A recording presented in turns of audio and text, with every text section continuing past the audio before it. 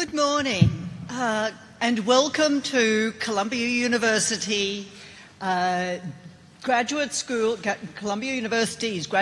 of Architecture, Planning and Preservation conference today on the new typologies of real estate development. This conference is generously sponsored by the Durst Family Fund for Research, in conjunction with Seymour B. Durst's Old York Collection, which is Old Collection Library, which is actually an extensive collection on New York published material, archival material, and all sorts of information, fascinating information about the city. And the wonderful thing for us is that this is now part of our Avery Library collection. So all of the folks here who I'm sure are interested in real estate and the city, please do explore this fabulous collection. We are so lucky to have it. And in conjunction with that, because it's not all about archives, it's about the city continuing to go forward, and it's New York City that motivates, in fact, particularly this conference today. Here in this vibrant city, with its ever-changing populations, of different generations, you, the younger generation coming through, different origins and different intentions. We're seeing an attention-grabbing evolution of changes in the format of real estate.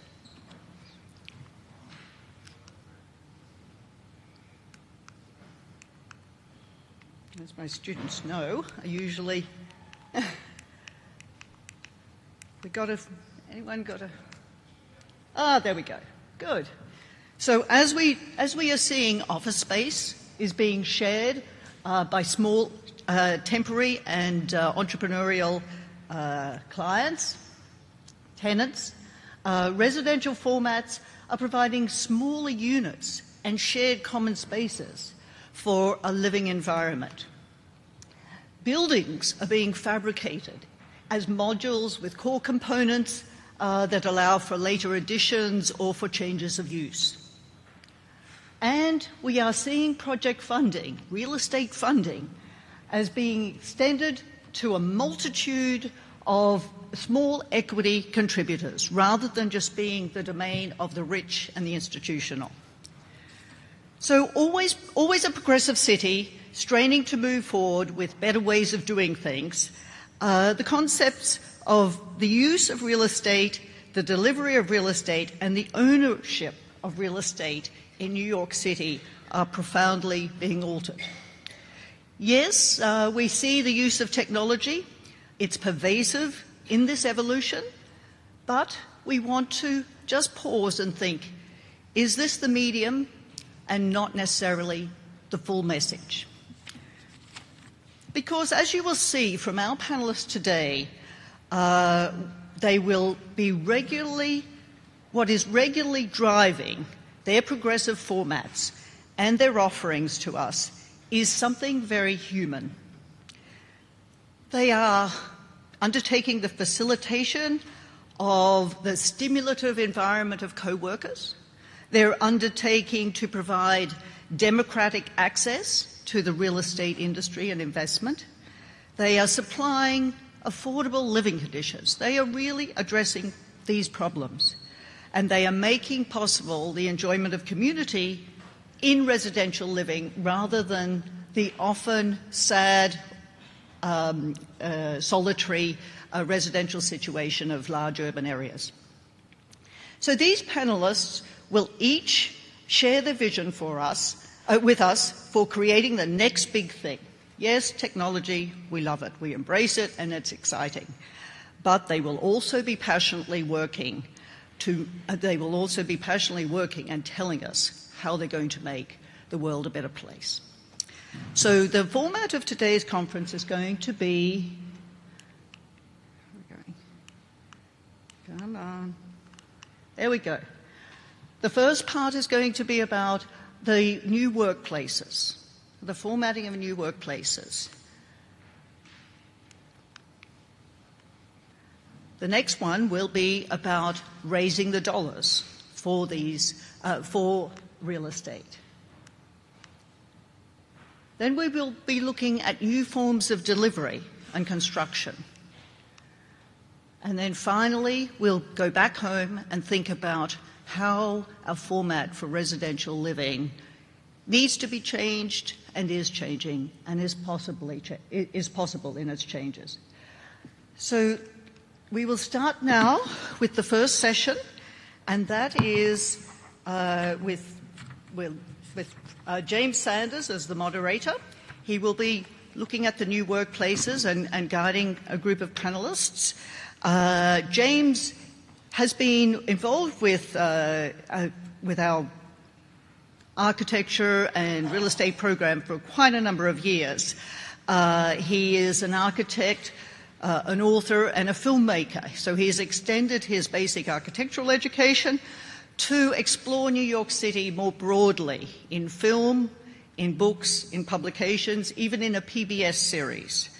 For this, he's received a Guggenheim Fellowship and an Emmy Award.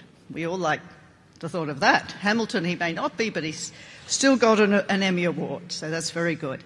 And James works with us continually in our research centre to think about new forms of real estate. He has worked on a conference called Tech in the City, which is understanding how technology interacts with the city and makes the city easier to understand, and also how we as a city accommodate technology. So James has been right at the nexus of New York City and technology for quite a number of years, and we're fortunate to have his involvement at GSAPP. He is also working on the seaport, the old South Street Seaport it was called. Now it's called the Seaport Culture District for the Howard Hughes Corporation. They have hired him to think about the public realm, to work through the evolution of their development down there, and so on.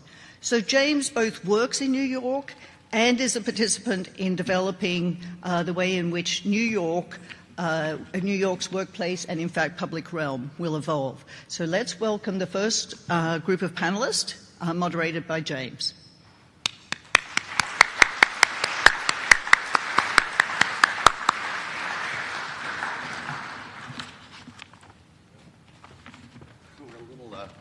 Schedule. So some of our panel. Oh, you're waiting for We're not quite at full complement yet. I'm sorry. But I can. Why don't you start introducing? I'll start introducing, and that'll give us. Hello, everyone. It's great. Pleasure to be here and hear that wonderful introduction from Patrice.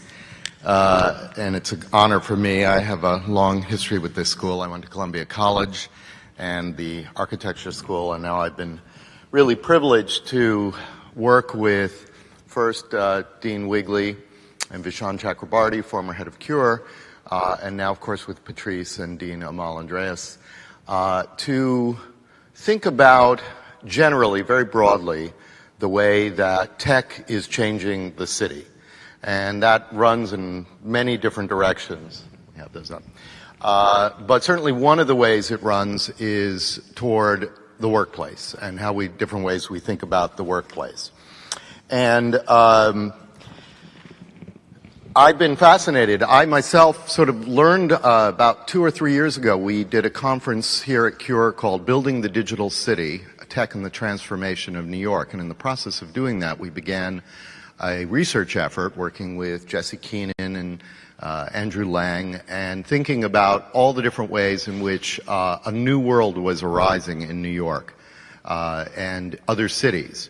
And I was fascinated, as someone who's been interested in New York all my life, I was fascinated to sort of begin to understand systematically what I sort of had begun to know intuitively, which was that, for anyone who's been around, I've been watching the scene for 40 or 50 years since I was a kid.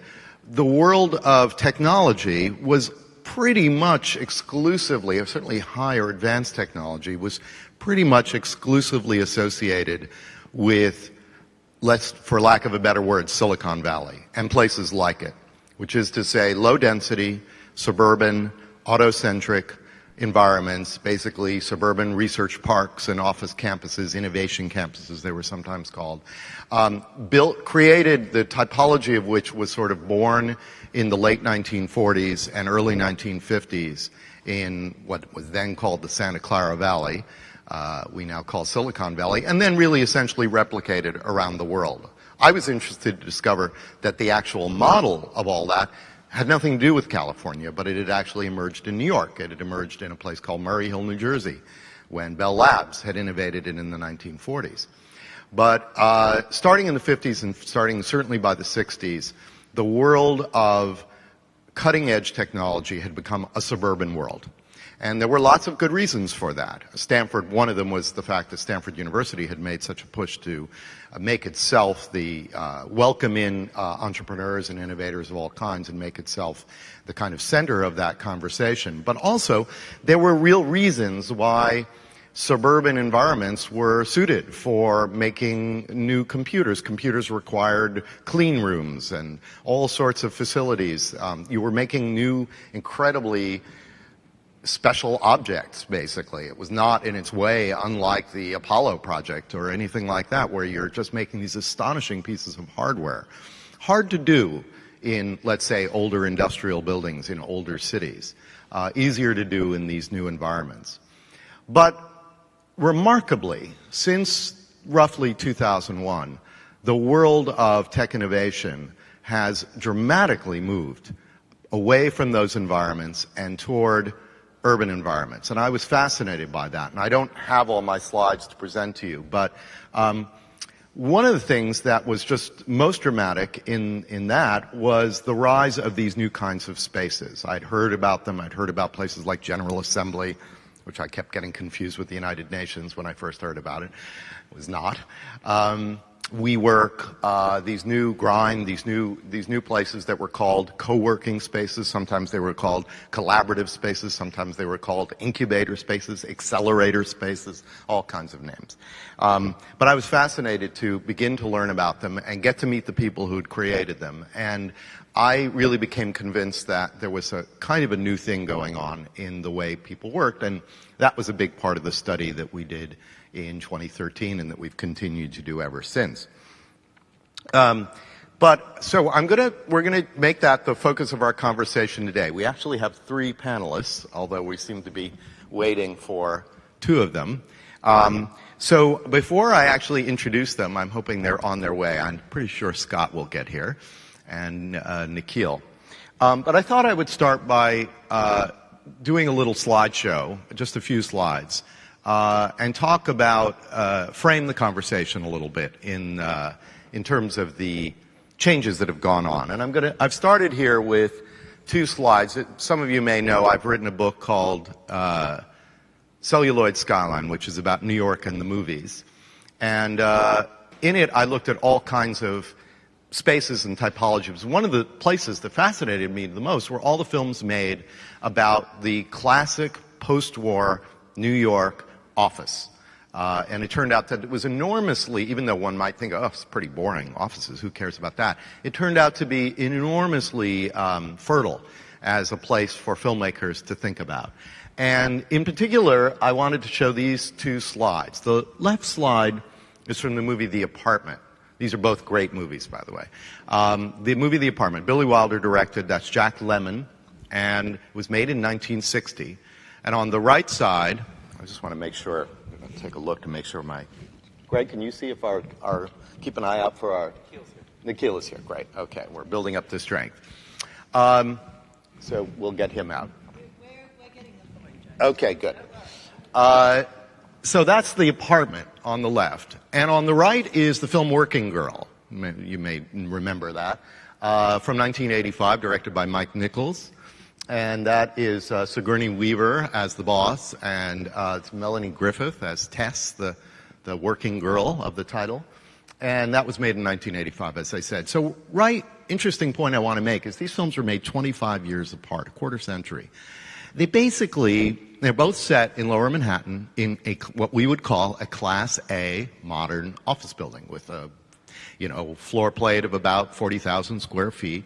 And they both essentially tell the same story, and they both use the Class A, modern office building floor in the same way. And the story is essentially of a bright, aspirational, young New York man, in one case, woman in another, who has a kind of bottom-level job in a large corporation and who dreams of making their way up. And in the course of the film, both films, we watch them as they do, in fact, make their way up. And very importantly, they use the physical layout, the standardized physical layout of those offices in a very kind of standard way. And you can see, actually, in these two shots, I selected them because they kind of give the story away. The shot on the left shows Bud, C.C. Baxter, as he's called, who is a low-level accountant/bookkeeper for a big insurance company. And he works at that sea of desks that occupies the center of those spaces. And he works all day long just running his adding machine, basically. And you hear the roar of these adding, because as you can see, it's hundreds of them, dozens of them, running at the same time. And through machinations, which I won't go into, he gets an opportunity to rise in the corporation. And this is the moment that he's rising. He's taking his stuff from his desk, and he's now going to go where? To the edge of the building. He's going from the center of the building, the whole of the donut, as it were, to the surroundings. And he's going to have a private office, which will have a window. And he meets later with the head of his whole division, and that's maybe what he would aspire to, who has the corner office. So in a way, you can imagine the whole thing as as I said, as a big donut. It's basically a ring of private offices, some of them better than others, basically the corner office being the best one, with the big central pool in the center. Central pool doesn't have windows, it doesn't have privacy, everybody's sort of equal with everyone else, whereas the minute you cross over, and there is the key place of crossover on the right slide, you move into another world. So there's the right slide. So there's Tess. Same deal. Machines have changed a little bit. Electric typer is a little different industry. It's investments. I think it's a more financial company than an insurance company. But the same deal. The same secretarial pool. And she's one of the girls. I have other shots, and you see her kind of putting on her Reebok, or whatever it was in those days, Nike shoes at the end of the day, and kind of making her way. And she dreams of being somebody like Sigourney Weaver, who has, there you have it. There's the secretarial pool, there's the aisle, and there are the private offices. And in the course of the film, through plot machinations, she makes her way over to that space and begins to occupy that space. And the point I want to make about this is twofold. One is that it anatomizes and shows us a kind of a form of office that we all know, and that was the standard form of offices for 30 or 40, 50 years, the modern post-war office. And it had a series of very, very well understood hierarchies and structures which had to do with this kind of big donut space. But the other point I'd like to make is that the less obvious one is that this is a kind of space, this is the kind of space that everything else we're going to be talking about is sort of playing against. Of course, offices like this still exist. In fact, they may well represent the majority of offices in the United States. Greg could probably confirm that. But what I want to point out is not just that space, but that there is a stable and solid relationship between the worker and the space. It's understood, it's established, the hierarchies are in place, the worker fits themselves and their own aspirations to this structure, and that's what they want and that's what they know, and they sort of see their lives moving in a trajectory. So I mention this because I want to be prompted in this conversation really by the name of the talk, which is New Workplaces, New Workers, to talk to all of our panelists not only about the spaces and the workplaces, but the changing relations between the workplace and the people who work in it. How are we doing? Where are our? We got. Bring them on out. Yeah. Okay, at least one. All right. Oh, hey, Nikhil. Hi. So I'm going to. This is going to get me ahead. So now I'm going to move and show you some of the new spaces that we'll be talking about, and these. Hang How do I do this? I hit the middle here? What am I pointing at to advance this? Right side? There we go. Okay. So in today's world, in this new world of co-working and collaborative spaces, that world that you just saw is gone. And an office or a workplace can look like this on the left or this on the right. Oop, can I go back? I can't go back. There we go. Or it could look like that on the left. Or it could look like that on the right.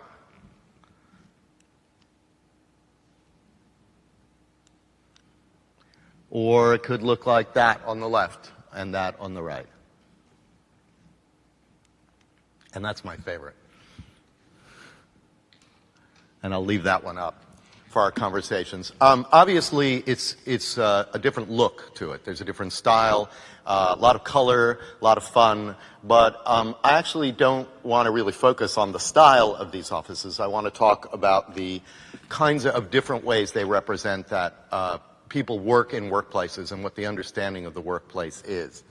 And to do that, I am going to have three wonderful panelists, two of which are actually here.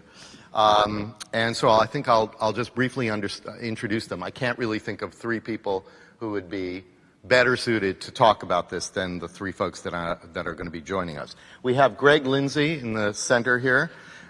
Greg is a journalist, an urbanist, a futurist, and a speaker. He's the co-author of Eritropolis, The Way We'll Live Next, and the author of the forthcoming book, Engineering Serendipity. He's a senior fellow of the New Cities Foundation, a non-resident senior fellow at the Atlantic Council's Strategic Foresight Initiative, a visiting scholar at New York University's Rudin Center of Transportation Policy and Management, and a senior fellow of the World Policy Institute. His work with Studio Gang Architects on the future of suburbia was displayed at the Museum of Modern Art in 2012. He is also a senior fellow at the Work Futures Institute, exploring the intersection of the office with the city, the cloud, and big data. He has a degree in journalism from the University of Illinois. We have Nikhil Saval, who is the author of what I think is, I urge everyone to run out and buy it. I think it's the key text to understanding the longue durée idea about the workplace. It's called Cubed, A Secret History of the Workplace. It was published in 2014. Richard Sennett, who I'm sure many of you know, wrote in the New York Times, "Cubed is a pleasure to read, beautifully written and clearly organized. Since many Americans now, women as well as men, spend more than half their waking hours at work, it is also an important exploration." He is a writer and editor. He's based in Philadelphia. He's a senior editor of N+1, many of you may know, very distinguished sort of culture and literary magazine, and I believe he is a graduate of this fine institution, if I recall correctly. Scott, who is yet to join us, but maybe he's getting mic'd, I'm not sure, will be joining us, so I'll introduce him now. He's a practicing architectural theorist, designer, and strategic consultant with extensive experience in construction, planning, programming, and architectural education. He's the founder of Pilot Projects, a design consultancy and incubator in New York City, and teaches at Parsons, the New School for Design. He holds architecture degrees from the University of Toronto and MIT. And among his many stops in his career was a stint at DEGW, where he worked with legendary office designer Frank Duffy, whose name will, I'm sure, be coming up in our conversation. So with that, I'm going to move over and join them, and we'll just welcome Scott when he arrives. I'm sorry? We'll just fit him in here, I guess. Let's go over one. Oh, it's good. Yeah. So I'd like to, one thing I think all of our panelists share is simultaneously a fascination with the new workplace and what's been going on, but also I would say a healthy skepticism about things in the workplace and things to do with the workplace. And so I came up with three words which I'm going to sort of try to ask each of our panelists to kind of open up and even interrogate. And I thought I would start with Nikhil, Nikhil's book really isn't only about the recent innovations in the office place. It goes back to the very birth of the notion of the modern white-collar office in New York and other places in the 1830s and 1840s, even farther back in some cases.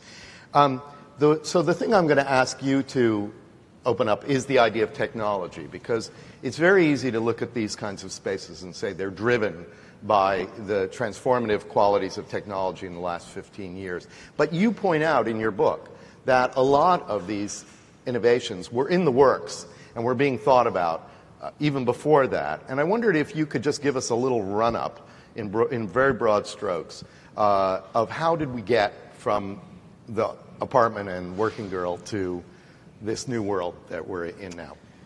Yeah, absolutely. Thanks, James. Thank you all for having me. It's good to be back. They listed my year of graduation. They always know. The Columbia will track you down. Yeah, exactly. Sorry to make such a dramatic entrance. I didn't quite intend to do that. So I'm happy to discuss this. One of the things you realize looking into the history of the office is that there is, in a way, nothing new under the sun. I mean, there's a kind of deja vu feeling where you feel like certain things have been tried out years in advance and they've gotten stymied or they've failed, and then they get taken up decades later, almost in a kind of ignorance of this history of what went wrong.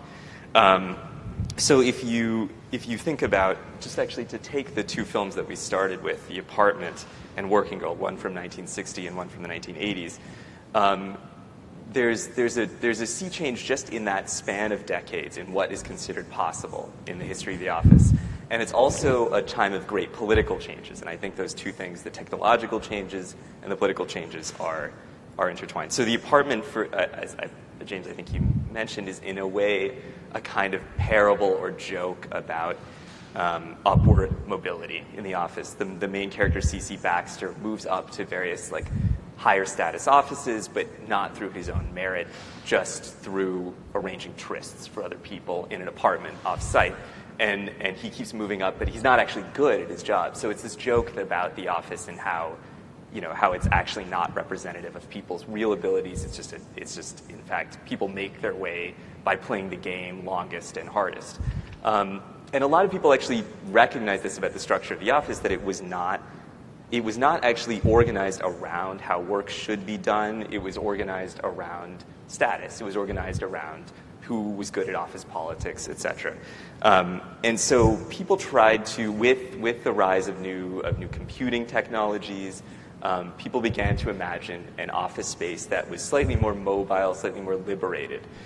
So in 1959, inspired by sort of theories of computing, cybernetics, feedback loops, two German designers created the first open office plan. It was called the Bürolandschaft, the office landscape. Hey. Scott. Sorry. And the idea was meant to break down this structure, this hierarchy. Everyone would have a desk. No one would be accorded an office based on their status in the company, and it was just all kind of chaotic seeming, but actually organized around feedback loops, around communication. Again, inspired by early theories of computing. This was widely adopted in the United States by the late 60s, early 70s. It was considered a very liberatory sort of office space. Just to throw another film in there, the film 9 to 5 from 1980 or maybe the late 70s, I believe. A great feminist film. One of the kind of odd things about it is that all the women are working in these kinds of rows and rows of desks, and this is seen as oppressive. And so at the end of the movie, when they take over the office and restructure it along feminist lines, they turn it into an open office plan. This is seen as like a kind of liberation with lots of plants and stuff. In Europe, actually, the open office plan was rejected en masse. It was considered to be anti-social democratic. It was considered to be really hostile to concentration, to work. Everyone deserved their own office, people thought, because they had sort of like unions and things like that could push back against these sorts of plans. In the United States, there was no such resistance. Workers could just have our plans arbitrarily foisted on them, and that indeed happened. And so you had what would start to happen is people would pose new kinds of technological developments, and they would become taken up by increasingly, I would say, sort of megalomaniacal executives who then thought these plans would save the office from itself. So in the 1970s, telecommuting was tried out in Los Angeles for the first time, an early version just to beat the traffic. It was a way to counter the power of managers and their ability to surveil workers. The notion was that you could actually do better work away from managerial surveillance. Also in the 1970s, IBM tried out the first nomadic workplace, the notion that you wouldn't have a desk of your own. This was, again, a situation of increasing sort of worker power, and the notion was that they could really control the kinds of workplaces that they worked in and use technology to their benefit. Over the course of the 1980s, there was a political retrenchment. This is symbolized actually in Working Girl. The fact that Tess, is that her name? Is no longer seen as in say 9 to 5 as working with other women. She's actually trying to undermine other women, and they're trying to undermine her. And the office is increasingly cutthroat. There are lots of references to Japanese management styles, to busting unions. It's a new, more cutthroat environment, and the notion is just to make it on your own. You then have a lot less worker power, and technology becomes used as a kind of tool for in a way disciplining office workers. One of the great experiments of the early 90s, which maybe some of you know about, was done in the offices of Chiat Day, an advertising firm. It was run by Jay Chiat, a very kind of fabled ad man who did the 1984 Apple ad against IBM. He also was referred to in his company as Chairman Jay, so that's how fondly people regarded him. He was one of the first people to recognize that you could actually use mobile technology, early laptops, early cell phones, and get rid of desks. Get rid of permanent desks, permanent offices, and really just put everyone in a totally nomadic space. And so he tried this. It was heralded as the office of the future. Again, this was the mid-90s, so it was very early to do this. And it was also, as it turned out, an overwhelming failure. The technology was not suited to this. There was not enough of it. And workers actually hated this kind of layout. This was, again, a time when workers had a little bit more say in sort of the work that they could do. So there's horror stories of people not being able to find space in their office. There was a great piece in Wired where one woman was carrying around all her stuff from desk to desk in a little red toy wagon, just looking for a space where she could plop down her work. So it was a really, really kind of sort of scene of great bathos. But it was seen as nonetheless ahead of its time, and in a way it was. One thing that became clear over the 2000s is as technology improved, and as work became less and more precarious, as workers were more and more subject to layoffs, as independent contracting, freelancing became more and more common, and a sort of ability of labor to demand to bargain a little bit, the implicit ability to bargain was lost. More and more of these kinds of workspaces could be foisted on people, and so you really have the development I think the return of the open office plan as a kind of progressive concept when it was comprehensively rejected in the 1960s is a sign of this. It's a sign of decreased worker power and an increased ability of managers to sort of use technology to their advantage and to put workers into kind of hoteling situations, nomadic situations, when overwhelmingly workers, when expressing preferences, prefer private offices, prefer those kinds of setups. Well, that's a perfect segue, I think, to Scott. You joined us a little late. I said I was going to have 3 words that I was going to ask people to kind of open up and argue with. In fact, there are 3 mantra words that we hear. The first was technology. Your word gets to be efficiency, because Scott is. One of the things that has quietly happened while all these changes have gone on is that the average square foot per worker has decreased dramatically from, we were running the numbers, roughly 210, 220 square feet as recently as 30-something years ago, to 120, 130, 15 years ago, and now getting down to, in some cases, 80 or 90 square feet, all in the name of saving real estate costs. But you, particularly the other night when we had our conversation, took your knife to that. And I wondered if you could run us through your critique of the notion of the importance of efficiency in the workplace. Great. So, very tiny background. I actually started my career in architecture and with a very builderly sensibility. I actually did a lot of construction and was just really into making buildings. Through a series of academic tenures, et cetera, I ended up at MIT and actually studied under Frank Duffy, who is one of the, I'm sure is mentioned, one of the workplace strategy greats, and ended up in New York working as a workplace strategist. So I spent a solid five years or more, depending on how you feather it, basically working with companies trying to figure these things out. And at DHW, we had the 3 E's that we talked about: efficiency, effectiveness, and expression. And I always thought, what a strange sort of, how can you have efficiency without effectiveness? How can those two things be different? Nevertheless, there was a sort of dogma that efficiency was a thing that you could pursue separately from effectiveness. And this is something that I wrestled with continually and still do. And actually, since that time, I've really sort of taken up arms against efficiency as a driving value in the workplace. So effectiveness, great. We all want to get our work done, and we want to do it well, and that's effective work. The tools that are used to support that work, one of them being the workplace, really comes into the culture of that place, the particulars of that work. What do you need to do your job?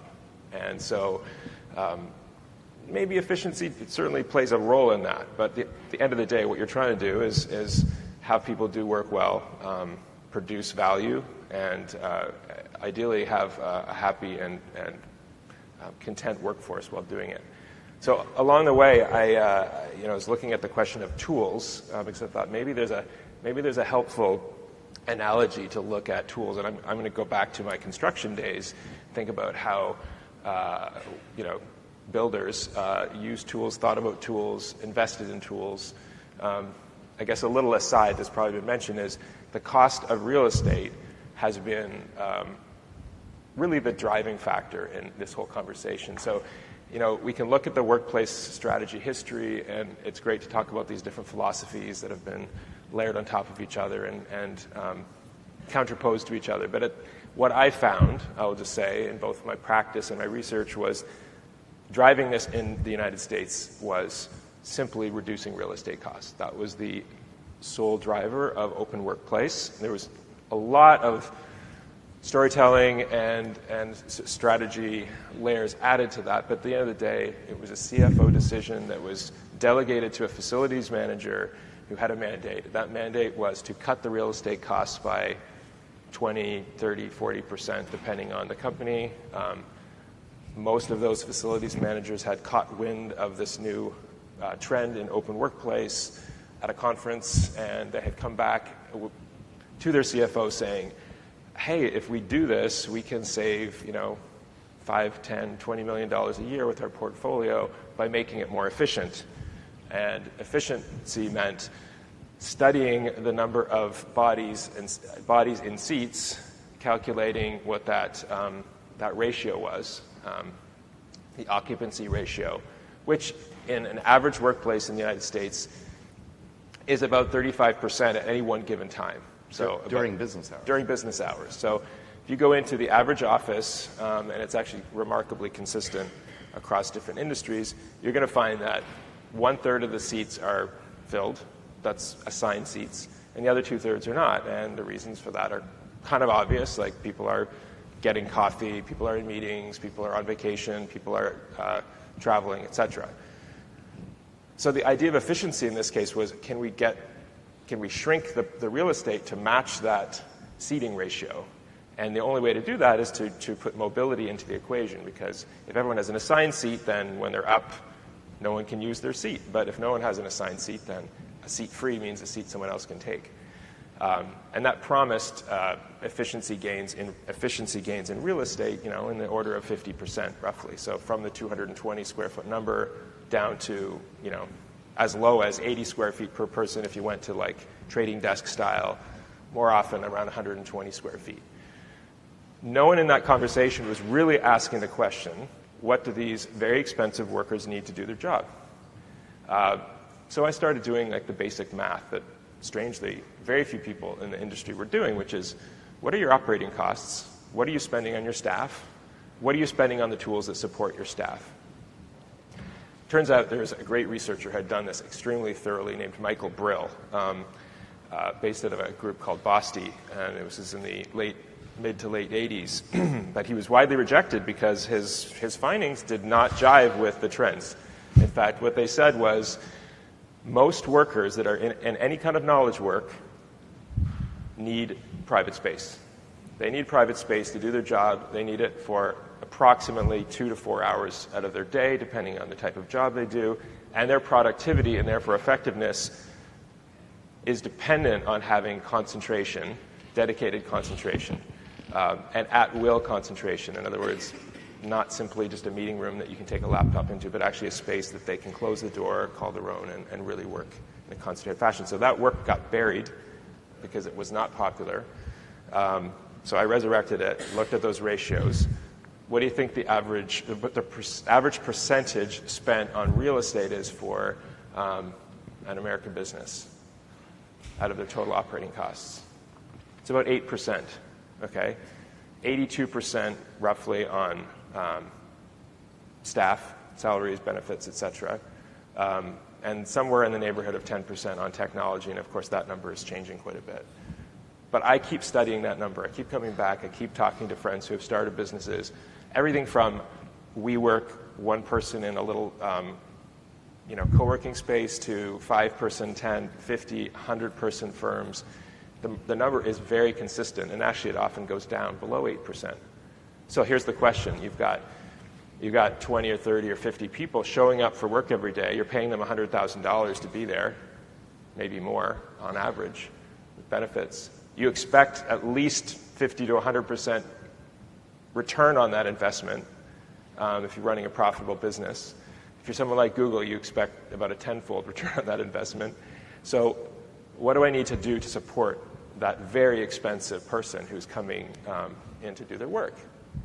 Your argument is really that it's a ridiculous equation, because let's say you could achieve 40 or 50% reduction in the price of real estate. Right. That's 3 or 4% in the overall scheme of things, right. Whereas any impact that has on productivity, which is representing it's 82%, disastrous. Even if it's the loss of a few points, right. you've wiped out your right. whole gain. So important if my one really important phone call that I need to have like that concentration, I need to be able to sort of exuberantly sell someone on an idea, and to do that I need some privacy. If I can't do that once a day, or maybe even once a week, it's quite possible, in 1 week I've lost the entire savings that taking me out of a private space or giving me really good access to that private space has offered. So you can lose money really quickly through real estate efficiency. Yeah. I was fascinated by your point. You sort of made half of it just now, but it's worth thinking it through.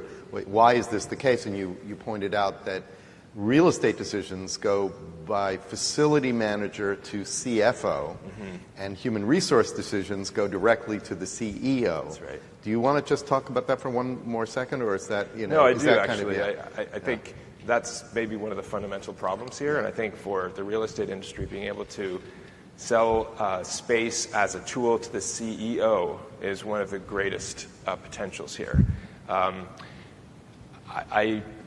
I draw in the word craftsmanship in this conversation a lot, and the question I ask is, how would things be different if we, organizations, thought of workplace like a craftsman thinks of their tools? Okay, so just let that set for a second. Well, how does a craftsman think of their tools? Do they think of their tools in terms of efficiency? Well, I'm sure there's an element of efficiency, but after you sort of conjure up some kind of image of some sort of craftsman that you might have either known or seen or heard of, it's more than that, right? And who's the best person to evaluate those tools? It's them, right?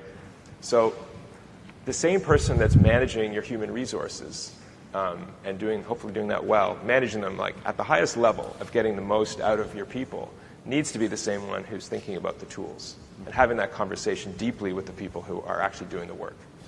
So I brought some props here.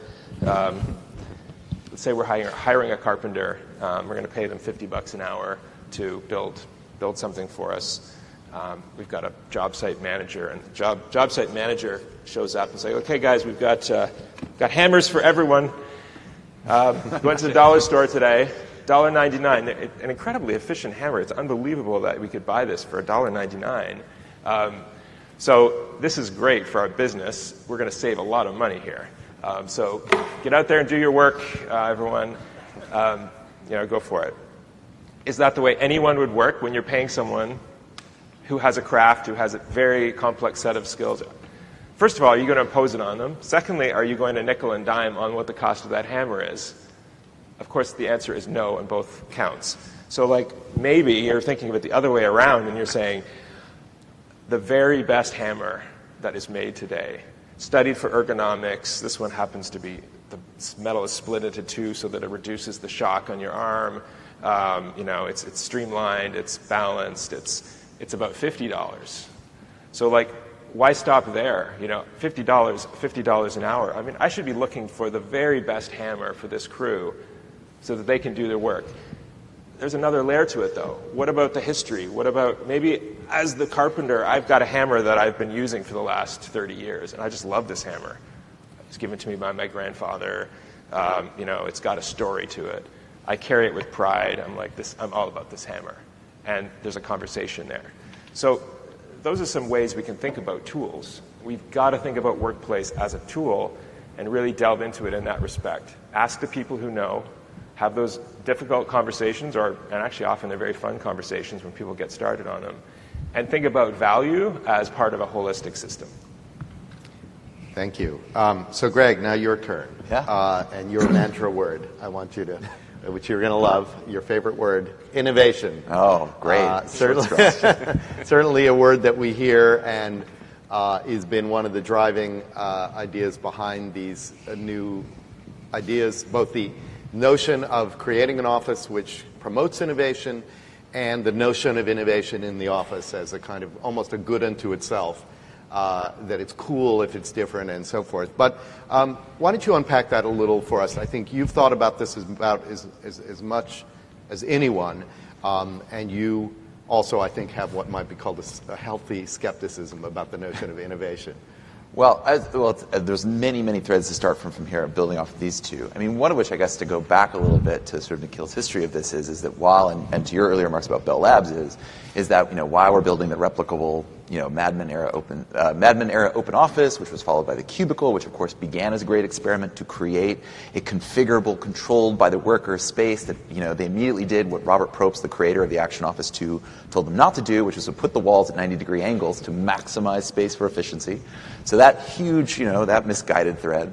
But there was another thread that happened at the time, starting with Bell Labs in the 1940s, out in Murray Hill, that also popped up in places like Building 20 at MIT, that became the archetype of the hyper-innovative space. And these are spaces where, not only did workers have a high degree of autonomy in everything they did, but they were also very ripe collaborative spaces in the sense of, literally in the case of Building 20, famously they screwed up the room numbering system so people would wander the halls looking for their intended appointment and find someone else that might spawn off a different area.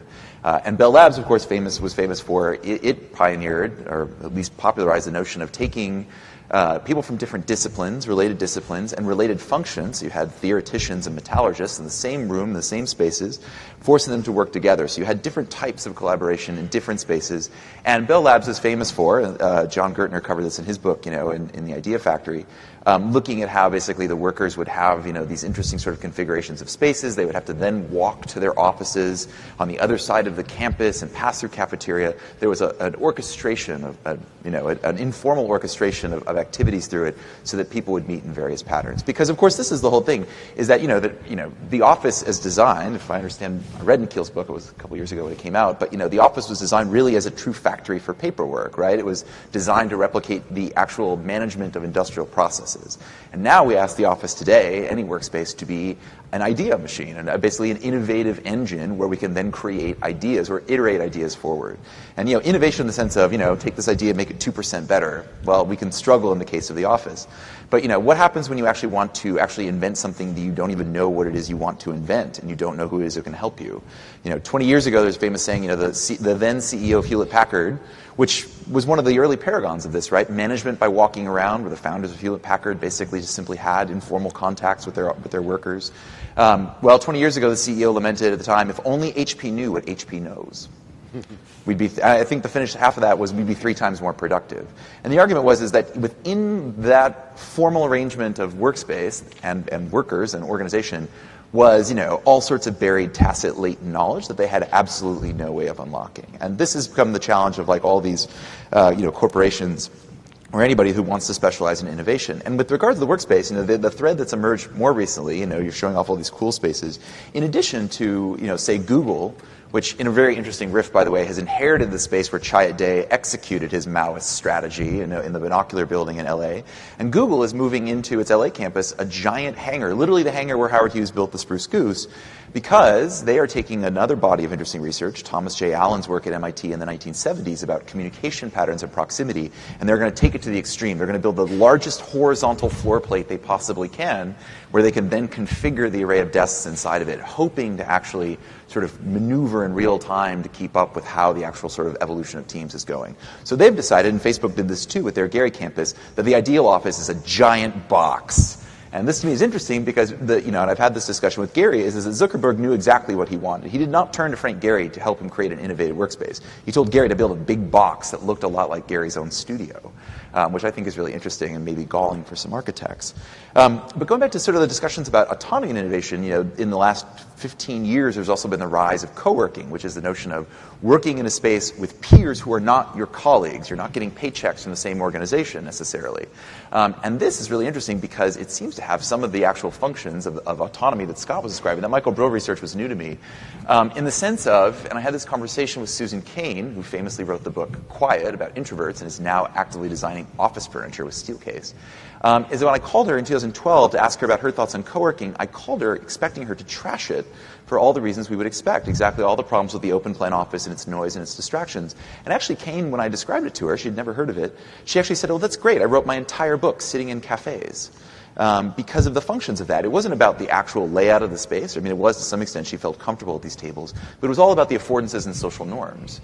No one was going to drag her into a meeting. No one was going to pick her off and basically destroy half her workday. She had autonomy over herself, and she could choose to participate in conversations with each other.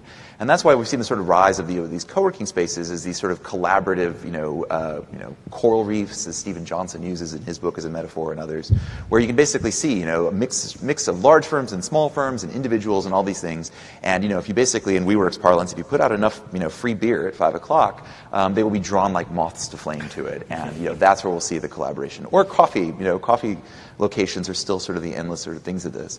But to me, it's interesting because what I think we should be groping towards here is, my pickup of the thread of the madness that has gone through the history of office design is this notion in an era where, picking up technology and picking up Scott's thread is, now we have a whole set of tools where we have workflow has become increasingly virtual.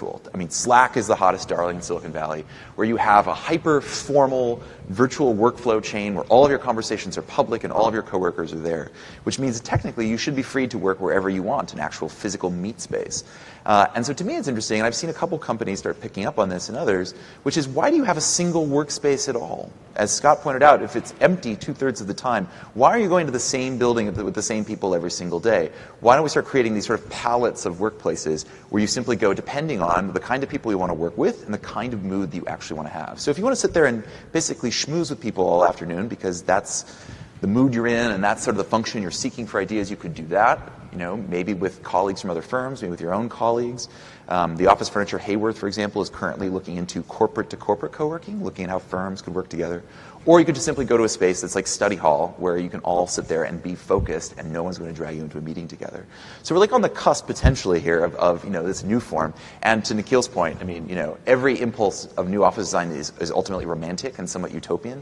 And then we make either very old mistakes or we make new mistakes. And it'll be interesting to see what the new mistakes we make this time, just as a final note on this, because this is where technology comes up again, is that now we also have social network analysis and sensors. So now we're creating a quantified organization or quantified environment where now we can actually see micro behaviors of how people work together, who is really working together, and potentially, either you can empower them to find people for themselves, or we could have these, literally artificial intelligence-powered HR machines in the sky.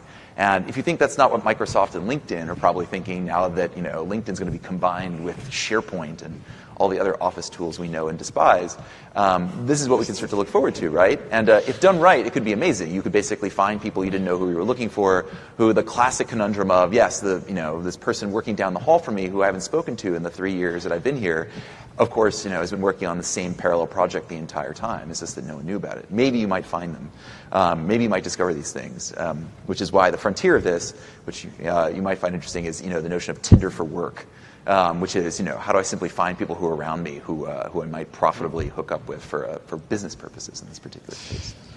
Sounds great. Yeah. It does touch on.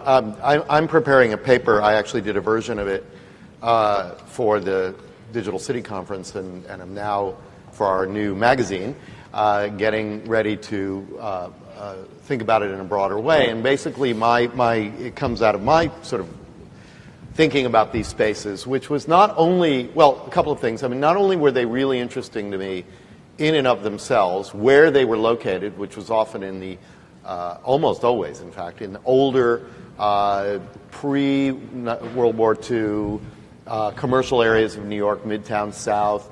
In San Francisco, you'll find them in Soma, south of Market, where you have buildings built anywhere from 1890 to 1940, Class B buildings, to use our real estate terms, smaller floor plates, older, slower elevators. These were the buildings that, and typically in areas that really could be defined almost as like Jane Jacobs heaven places, where not the, let's say, Midtown Manhattan, 6th Avenue, 50th Street, nothing but monoculture tall buildings, but rather these, a bit of a more eccentric mix of things with good restaurants, people living there, obviously well served by public transportation, small streets, et cetera, et cetera. But I also was fascinated by, and Greg and all of you were sort of getting us there, what seemed to me this fundamental rebirth of an entrepreneurial culture. I mean, what really is behind a lot of the co-working idea is that they're designed around, a lot of them, designed around people who are trying to start their own companies and run into the wall. They may have an idea. The idea may be getting a little traction. They may even have an investor or two. What they don't have is a lease. They have no corporate history. They have no credit history. So they go to a landlord and they want to rent some space. The landlord says, I'd be happy to rent you space. Where's your, it's a 7-year lease. We want to see a 10-year credit history and so forth. They're like, dude, 10 years. We've been in business 10 months. That doesn't mean they're not a good, interesting business. It's just co-working was created in part to answer this very basic conundrum that the rental commercial lease market was not fitted to this new phenomenon that was arising, which was lots and lots of small companies with good ideas, potentially very profitable ideas, potential investors, but no place to work. And these spaces, have been created to really encourage all kinds of almost you might say every step of the way. From literally could be one person with an idea who just needs, that woman, let's say, needs a spot where she can work. And then you grow a little bit. Now you have 2 or 3 people. And you start to grow, and they'll accommodate you. You might need to learn some skills along the way. Most obviously, coding skills, if you're going to do an app of some kind. Well, they have classrooms where they teach you. But you don't know anything about marketing or media. Well, it turns out that people in the co-working space, to Greg's point, have complementary skills that might be valuable to you. So what you're building is a little miniature urban commercial environment, basically, in these spaces. But then what seems to me especially interesting is Greg's point. which was, the idea that you don't, when you think about those spaces that we looked at the beginning, apartment, those buildings, number 2 Broadway or wherever, those were complete spaces. They were worlds into themselves.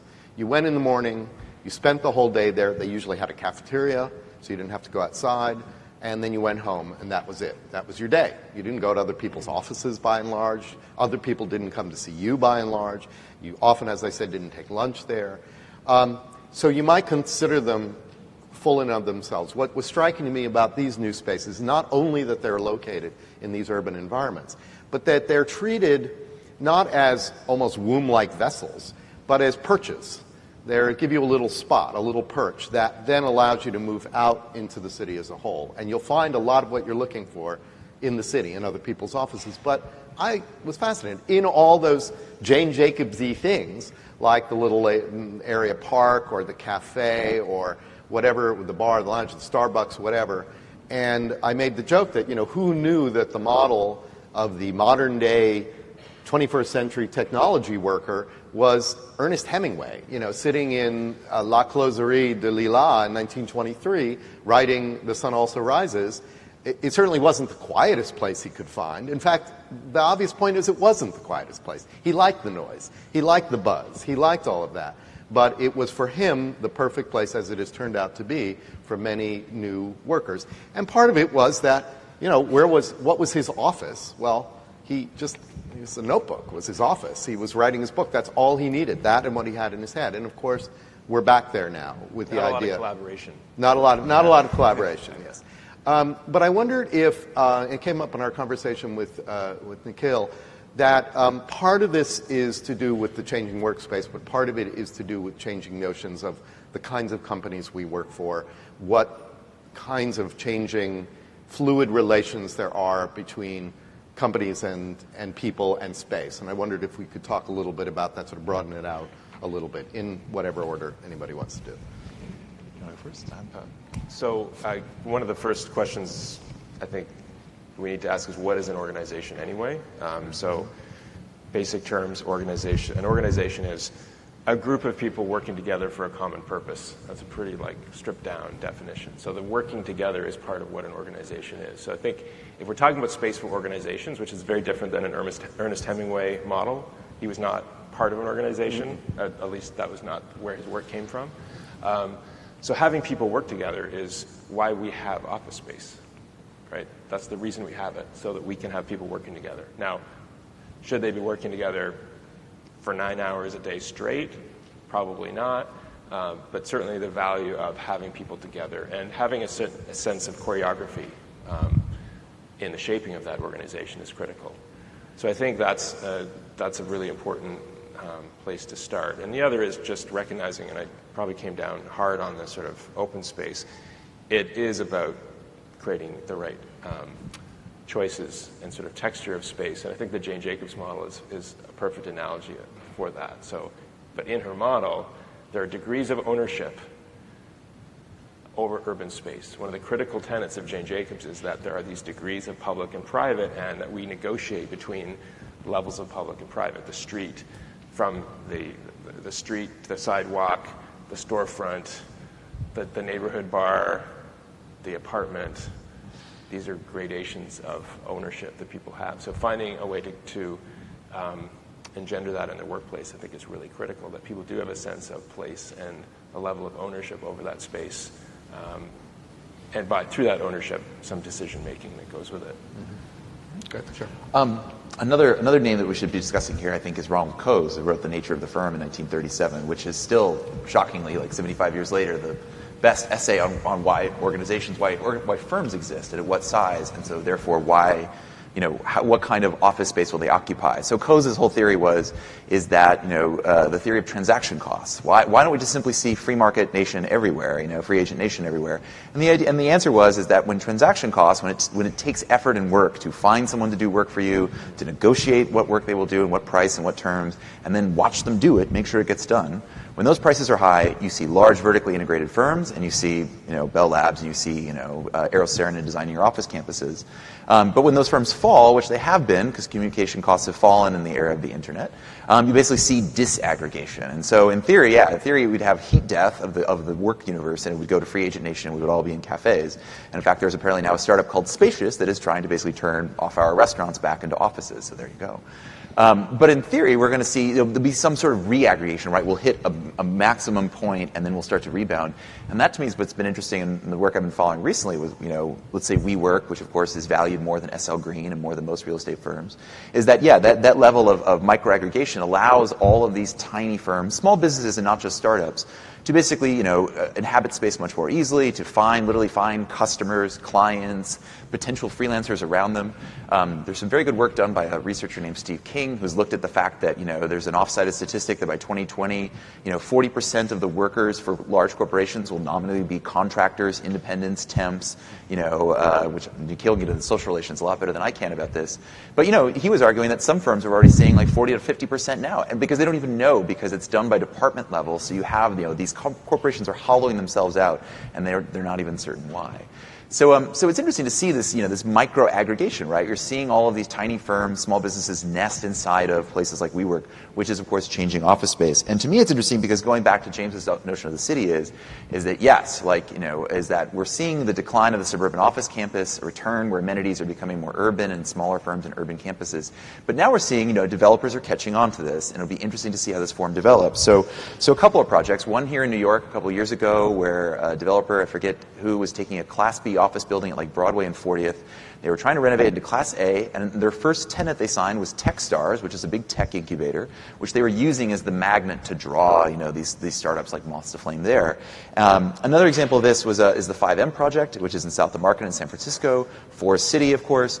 And knowing it would take them years to get the approvals to build 2 million square feet of office space, the first thing they did was set up a co-working space in the old San Francisco Chronicle building. They set up an arts incubator. They set up all these community functions. And they started growing this community of vibrant people there with the space that they had, knowing this would actively prove to be an amenity for whoever will end up occupying their space. And then the final version of that is a forward-looking case is I just had a call this the other day with a former head of WeWork Global Expansion and a co-working entrepreneur in Berlin, and they had set up their own company to build entire urban districts from scratch for startups. They wanted to build not just co-working and co-living, which you'll hear about, but also build the cafes, build the gyms, build everything you need for the entrepreneurial lifestyle. And I was like, of course, this will be the mistake that we make this time. We're actually going to take swaths of the city and its diversity, and we're going to turn them into districts, enclaves for tech bros. So that may be one mistake we make. But that's where they're thinking. We're seeing developers are already thinking now we have to build entirely urban scale. And so these two are thinking we need 500,000 square feet minimum as the floor plate that we want to look at now for development. So. I see now we're kind of running out of time, and that could just keep going here. I did want to bring up one thing, and Nikhil and I talked about it the other day. We've talked a lot about what's coming and all these things, but there's a gigantic inventory of older space. And I'm particularly thinking not so much of the city stuff we saw, the urban stuff, the apartment, but in the suburbs. In particular, these big suburban office parks. Nikhil, you were talking about it. I wonder if you'd just say something about that. What do we think is the future of these older, office typologies, basically, that, are in trouble now?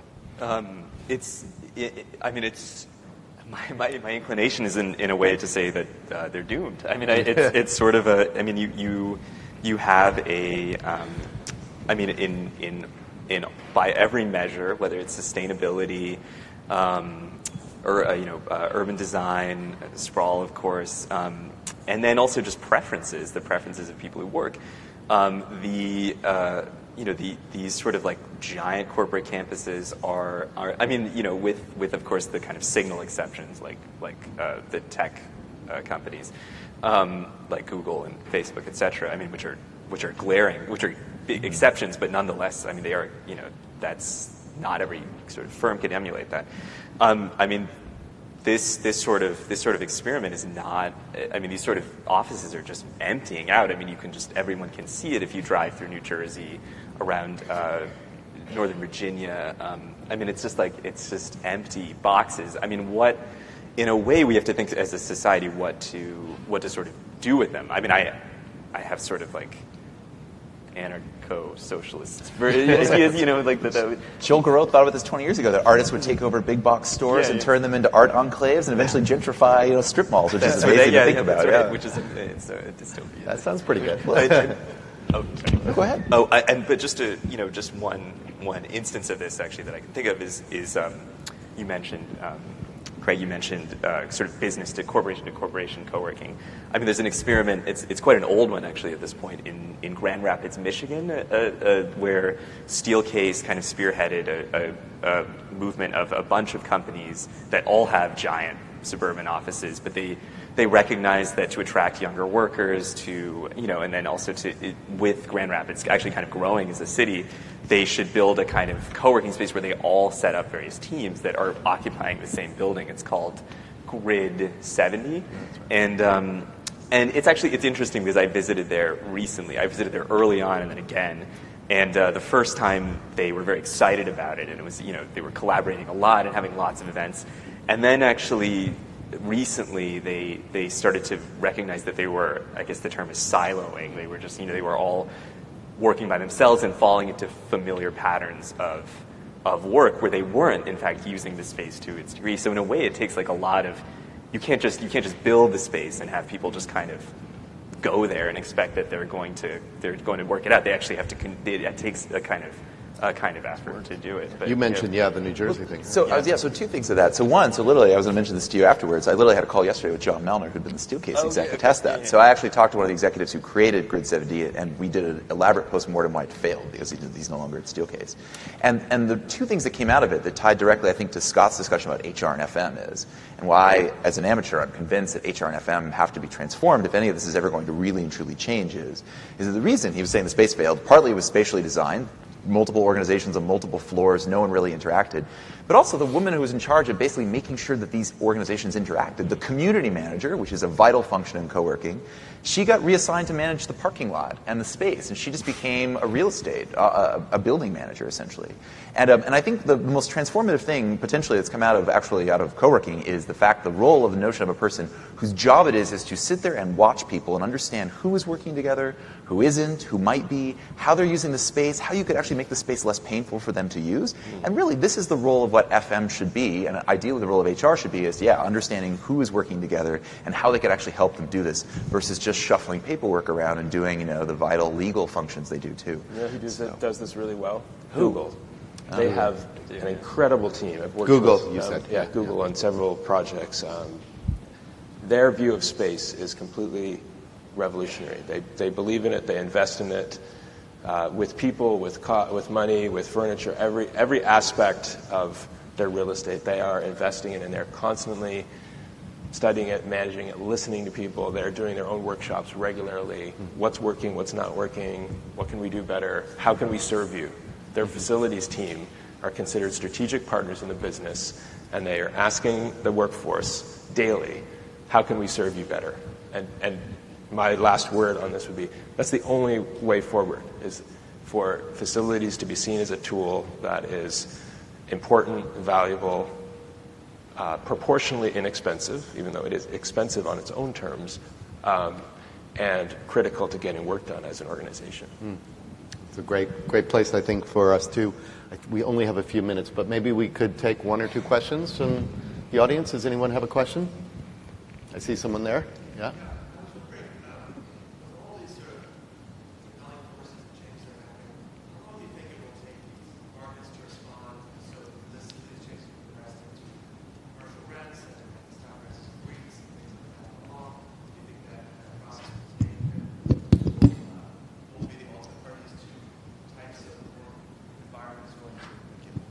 Are these two types of environments going to coexist, or is the traditional kind of Class A office building going to disappear, or what do you think will happen with that?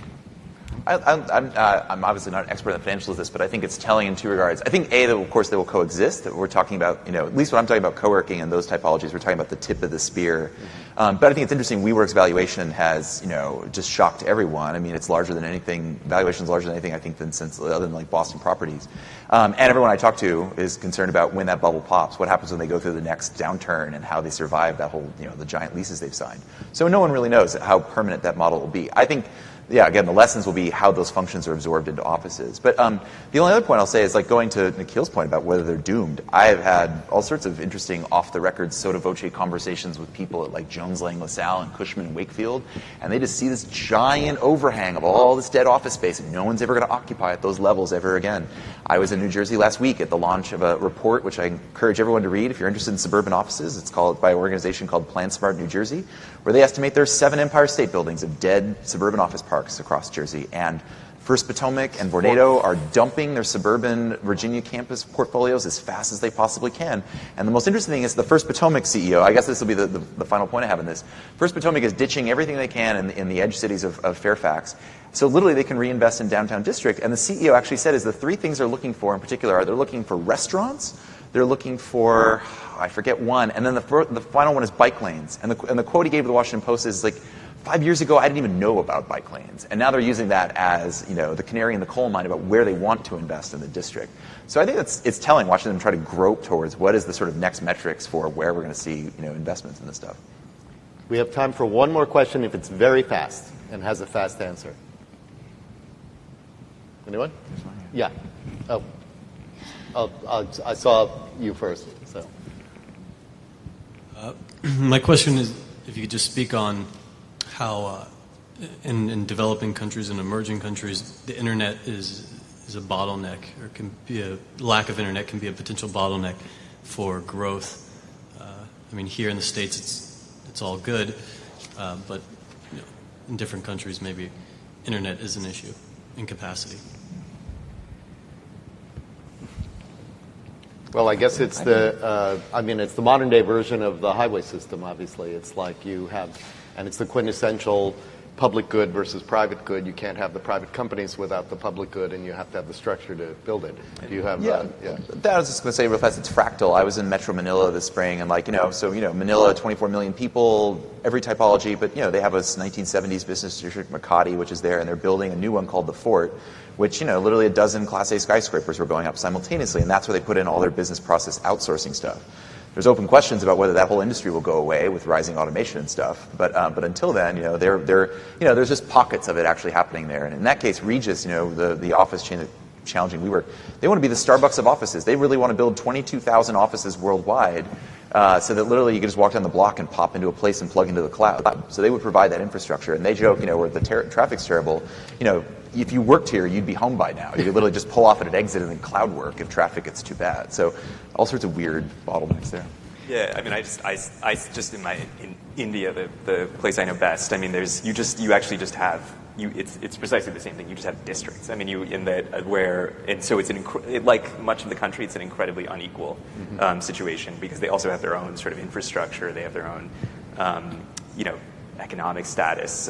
It sort of seems like there's going to be this deep rising inequality in, of course, all things, but in specifically in access to these, so that certain businesses will have to center in sort of peripheral or semi-peripheral sections of the city, and others will be deprived.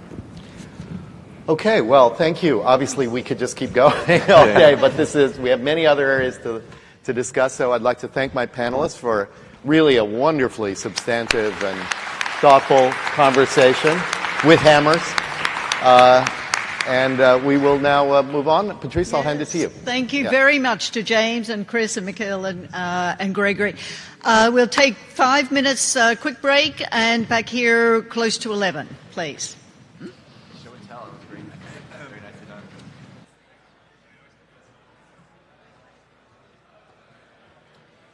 Okay, can we have everyone back for our next panel, please?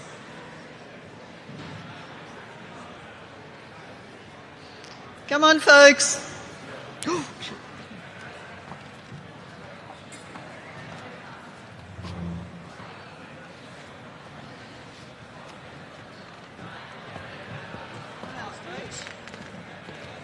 Oh, this is excellent, Jesse. This is yours. Okay. No, it's... Oh, okay. Come on, folks, please. Can we have everyone sitting down for our next panel? Next panel about to start.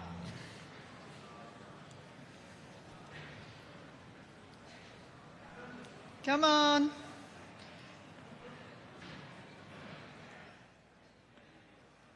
Next panel is about to start, please. I feel like a... All right, looks like we're pretty much here. Our next panel moves from the workplace to the notion of finance and real estate and the innovations taking place in that aspect of the real estate development activity. The moderator today is Dr. Jesse Keenan. Jesse is the research director at our Center for Urban Real Estate here at GSAPP and Columbia University. He's also an adjunct professor of development in our real estate program. He also serves with the faculty for extreme weather and climate change at Columbia University, which is a very progressive initiative that is doing admirable work. Jesse is also on various panels. In fact, he's the vice chairman of a panel advising the White House on its climate change action plan. He's also served for the Department of Homeland Security. He won't tell me what he did, but no, it was all to do with climate change and so on. Jesse has also been an advisor to Mayor Bloomberg, so he knows this area extremely well. Unfortunately for us, sadly, Jesse is, but fabulously for him, Jesse is taking up a position at the Graduate School of Design at Harvard University, where he'll be a professor there, continuing his fabulous work researching and teaching and advising on climate change, resilience, and many other exciting aspects of real estate. He's got a fabulous panel here today that he's going to introduce. Welcome, Jesse. Great. Yes, thank you, Patrice. It's a great pleasure to join you all. This is my last CURE event after running CURE for going on almost 6 years, 40-something events, a dozen countries, dozens of publications, books, magazines, really an international scope and advancing a critical discourse in real estate. As Patrice mentioned, I have a certain specialization in one realm, but in what feels now like a previous life, I had a tech company in Emeryville, California, relating to mortgage and housing data service providers. And so for many years, I've been very much engaged in following the role of technology in advancing new forms of capital and manifestation in material terms, what this means, and not just what technology is, but what it represents in terms of demographic change, behavioral changes, much of what was cited in the previous panel.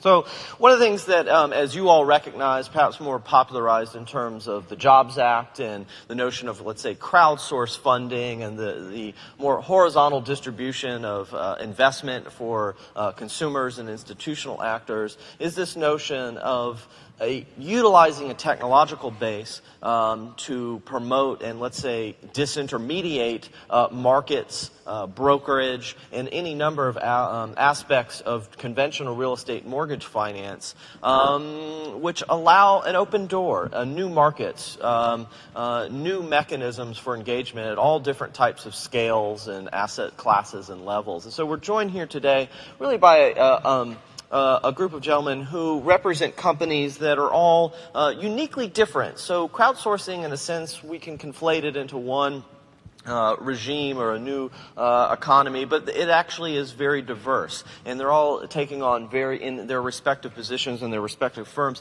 taking on very different roles within the market and really defining this field.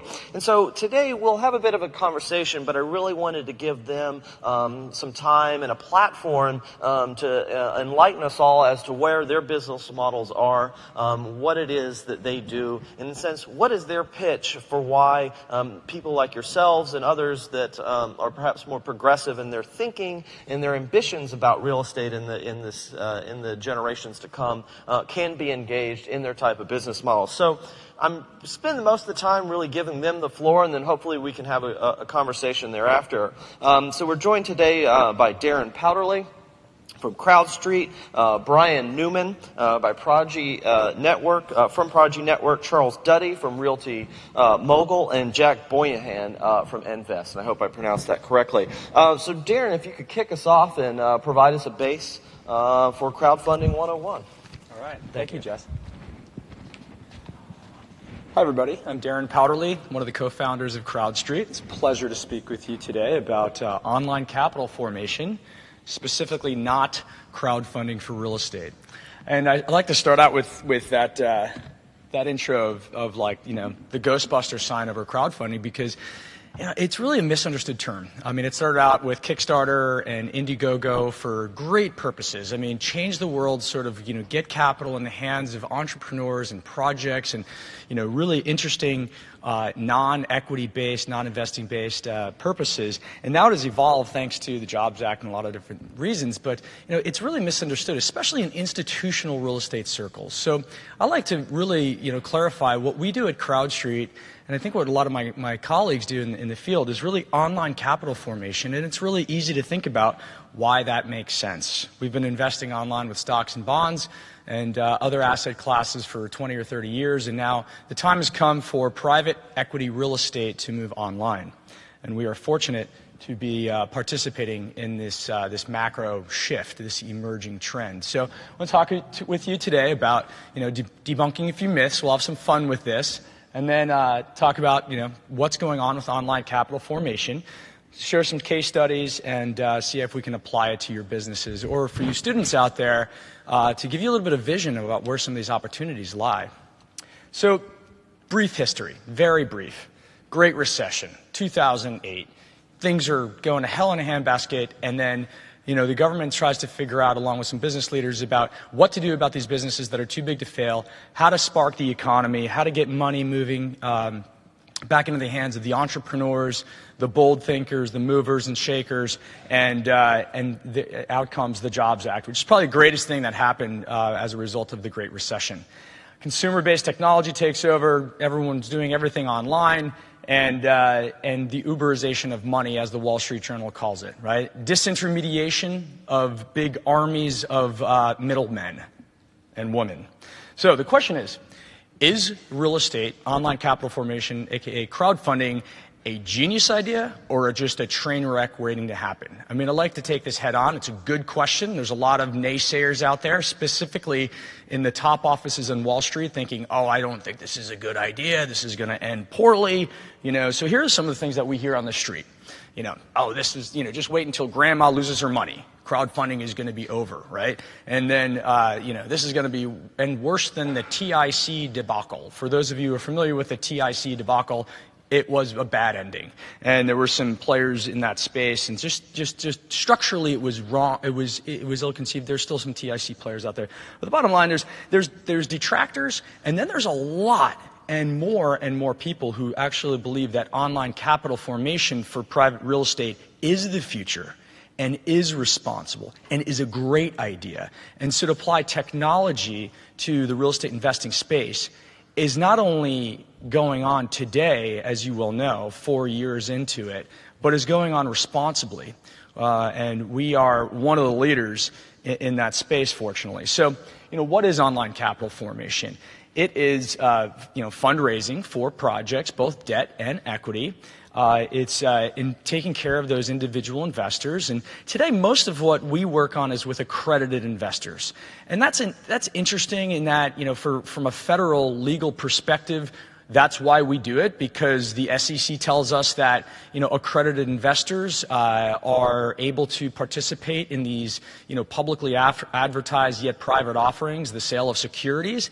But unaccredited investors need more protection. So, that's changing, and federally it is legal now, as of about 2 months ago, to make these offerings available to everybody. And for the students in the audience and those of us who are not accredited. That's a great thing. That is absolutely transformative and a change the world sort of opportunity for us. And I think that'll continue to open up. To date, and the majority of our business is based with accredited investors and institutional investors for a variety of reasons. We could talk more about that. But iBankers and other members of the ecosystem of real estate are participating with these online platforms and online tools. So, there's a number of players in the space, and these are funding portal business models that we could cover very quickly. CrowdStreet is a proponent of the direct-to-investor model. So we connect each one of you as individual investors via our marketplace at crowdstreet.com. We connect you directly with the real estate company. You sign their paperwork instead of our paperwork. And we think that is a unique take and a great business model, and a lot of people agree with this. There's other business models equally as interesting and great. We call the SPV investment manager business model. My peer here, Charles with Realty Mogul, probably the leader in this particular business model, where they form an entity in between the sponsor or the real estate company and the individual investors like you. Other models, peer-to-peer lending platforms and the e-REIT that Fundrise innovated, very, very interesting stuff there. And then there's the do-it-yourself, licensed technology, cloud-based software like Salesforce.com, and most of you know what I'm talking about with that, and build your own funding portal, build your own investor management platform, build your own network of investors, and take control. And we offer that service as well. So how do we make money? There's a variety of different ways for these funding platforms to make money. Some of them charge a commission. Some of them take loans and origination fees like banks. They take spreads and carried interest and promotes. Others, for the cloud-based white label software technology, it's software licensing fees, annual fees based upon seats. So how big is the market for commercial real estate? Well, for real estate online capital formation, it's enormous. I mean, as we all know, this is a multi-trillion-dollar business in the United States alone. This is going global. There's no reason why it wouldn't be a global marketplace to invest cross-border. We obviously see a ton of money coming in from other foreign nations into the United States, which is causing our real estate to become extremely expensive. But the bottom line is it's a humongous marketplace. I like to refer to online capital formation as multi-channel fundraising. So in the e-commerce space for retail, in the late 90s, and what's become known as multi-channel commerce, it was like a very small percentage of a retailer's sales or consumer sales was happening online. In 1998, it was probably 1%. In 2016, it's like 20%, right? And so think about the ability to invest online as, again, like a sliver of the required equity. It's an alternative funding path. And, while it's a small percentage today, it will continue to grow significantly, and someday be a powerful force for all sorts of real estate investing. So what are the results like today? From our perspective, it does vary widely from the portal, like how much money you can raise as a real estate sponsor. And I'm speaking to the sponsors or real estate companies in the audience with this project or this slide. But I think the portals are averaging $1 to $3 million on a deal. So it's sliver equity or debt or smaller project sizes, generally speaking. The average investment size at our firm is $50,000 because we work with accredited and institutional investors. But the other platforms have minimums as small as $5,000. And then the average equity raise, I think, at least based on the data we have, is about $800K per project. So, a couple of examples. Intellistay is a New York City-based real estate operator in the hospitality industry. The first deal we did with them, we raised $800,000 from 30 investors. 2 months later, we did our second project with them. We raised $3.5 million from 112 investors. It was an enormous success. Their business model was accelerated significantly. They have complete control over their business because now they have 150 investors of their own, which they can take their next deal to. And I met with Patrick last night at Intellistay. He was like, "You guys have changed our world. You guys have changed our world in such a huge way. Not only have we changed the sponsors world, but we're giving those 150 investors the opportunity to make an 18% cash-on-cash return. So we think we're making a significant difference in the lives of the individual investors who are getting access to these deals. Before it was very, very difficult to find these deals, meet these sponsors, get access to their deals. Now it can happen in a matter of minutes via a funding portal like CrowdStreet. There's a lot of legal issues. I'm going to skip this. Talk to your attorney. And then what's the cost of capital? I'd like to say it's kind of market. It's market rates. Oftentimes we can beat institutional capital, not necessarily on the debt, but on the equity side. When I say beat, I say, the retail investors are getting access to these deals. They're very happy about getting access to these deals. They'll take a little bit less return than Goldman Sachs demands. They will take more lenient terms than JP Morgan would demand, right? Control and cost of capital are big issues. We always look to align the interests for our investors with the commercial real estate company. That's something that we look at very deeply. By the way, at CrowdStreet, any deal that you see on the CrowdStreet marketplace has met stringent underwriting criteria on the sponsor, and the deals are all understood. I will put it that way. They're all understood, and therefore you will see only quality offerings on the CrowdStreet marketplace. So a little bit more about capital stack, but for those of you who are thinking, hey, I want to try this, I want to give this a shot. It's pretty simple. Interview the portals. Talk to your portals out there. There's probably 10 real ones. There's 120 people trying to execute on business model, which is very difficult to do, but there'll be many more than 10 eventually, I believe. But right now there's about 10. So go out there and do the research and figure out which strategy is appropriate for you. Pick a deal and then get started. With only a moment left, I'll skip the second customer success story and talk about what's going to happen in the future. So 10 years from now, online investing for private real estate will be an absolute no-brainer. All of you will be able to build a real estate portfolio online.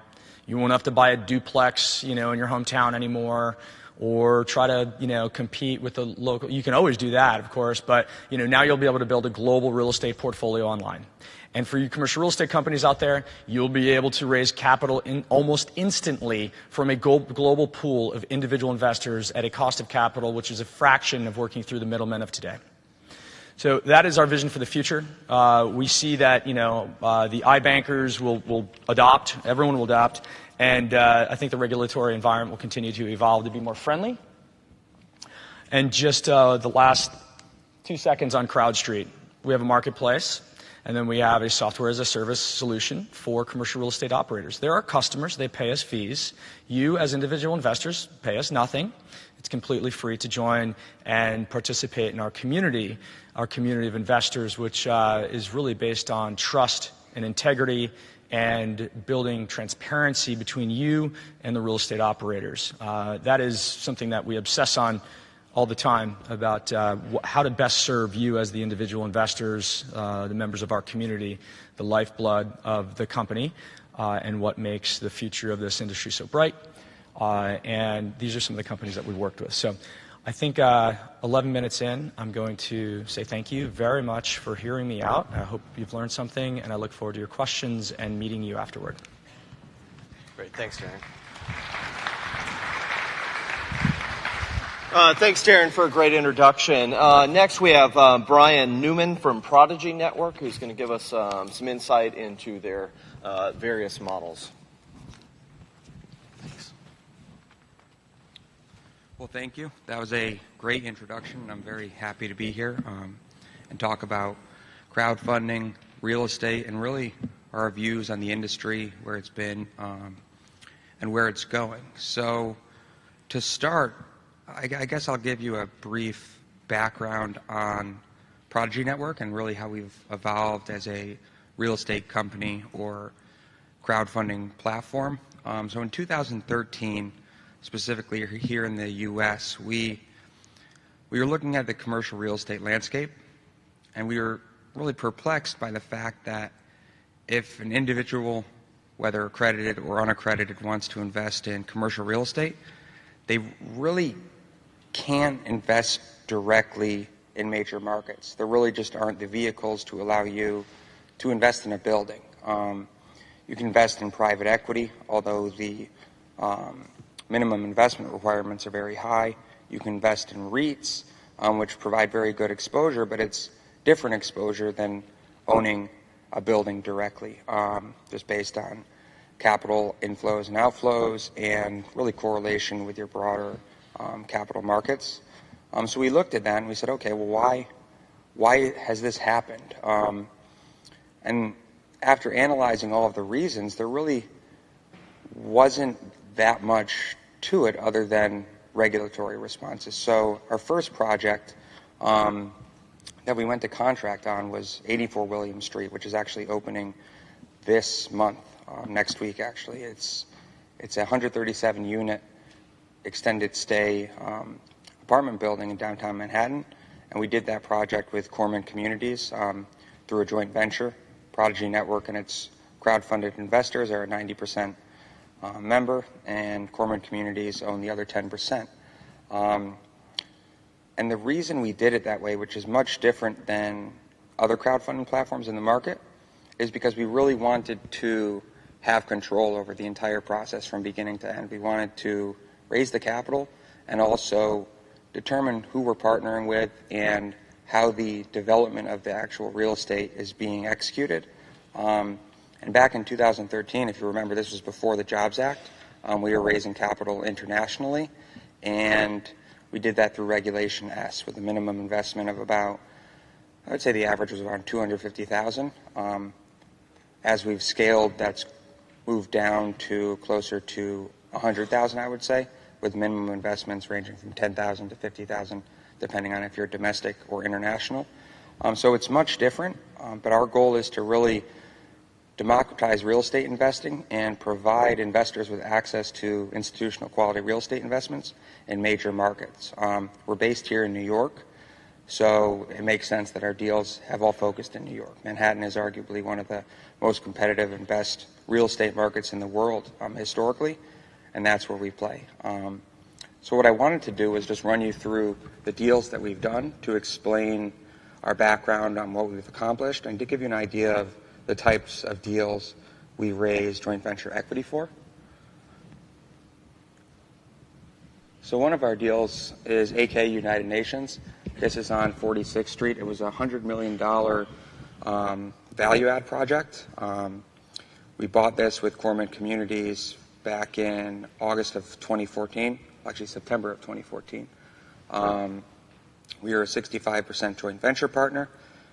We acquired the building, we redeveloped it over a year, and recently we just recapitalized it and paid our investors out, and we raised about $12 million of equity, and we repaid them an annualized 30% return, which this deal had, the timing of it, it really worked out very ideally. I couldn't say that we'll always get 30% returns, that just doesn't happen. But we're very pleased that our first project had this amount of success. I would say on average, our return expectations are more along the lines of 10 to 20%, which is market for most of your real estate development deals that you're looking at. So I have a few pictures. The project is really condo level finishes that's rented as extended stay apartments for minimum stays of 30 days. This is AKA's business, and I think it's worked well for crowdfunding. The market likes this type of asset because it's a niche product. There aren't a lot of extended stay products in the market, and there especially aren't a lot of luxury extended stay products. So we are competing with Airbnb and those various other providers that technology providers that lease apartments to consumers for short periods of stay. But I would say that this is slightly different in that where AKA focuses on really renting to somebody that doesn't want to take the risk associated with Airbnb, meaning if you're a client that's coming to New York for 30 days and you just don't want to deal with going on Airbnb and finding an apartment, AKA delivers a package that's consistent and you know what you're getting.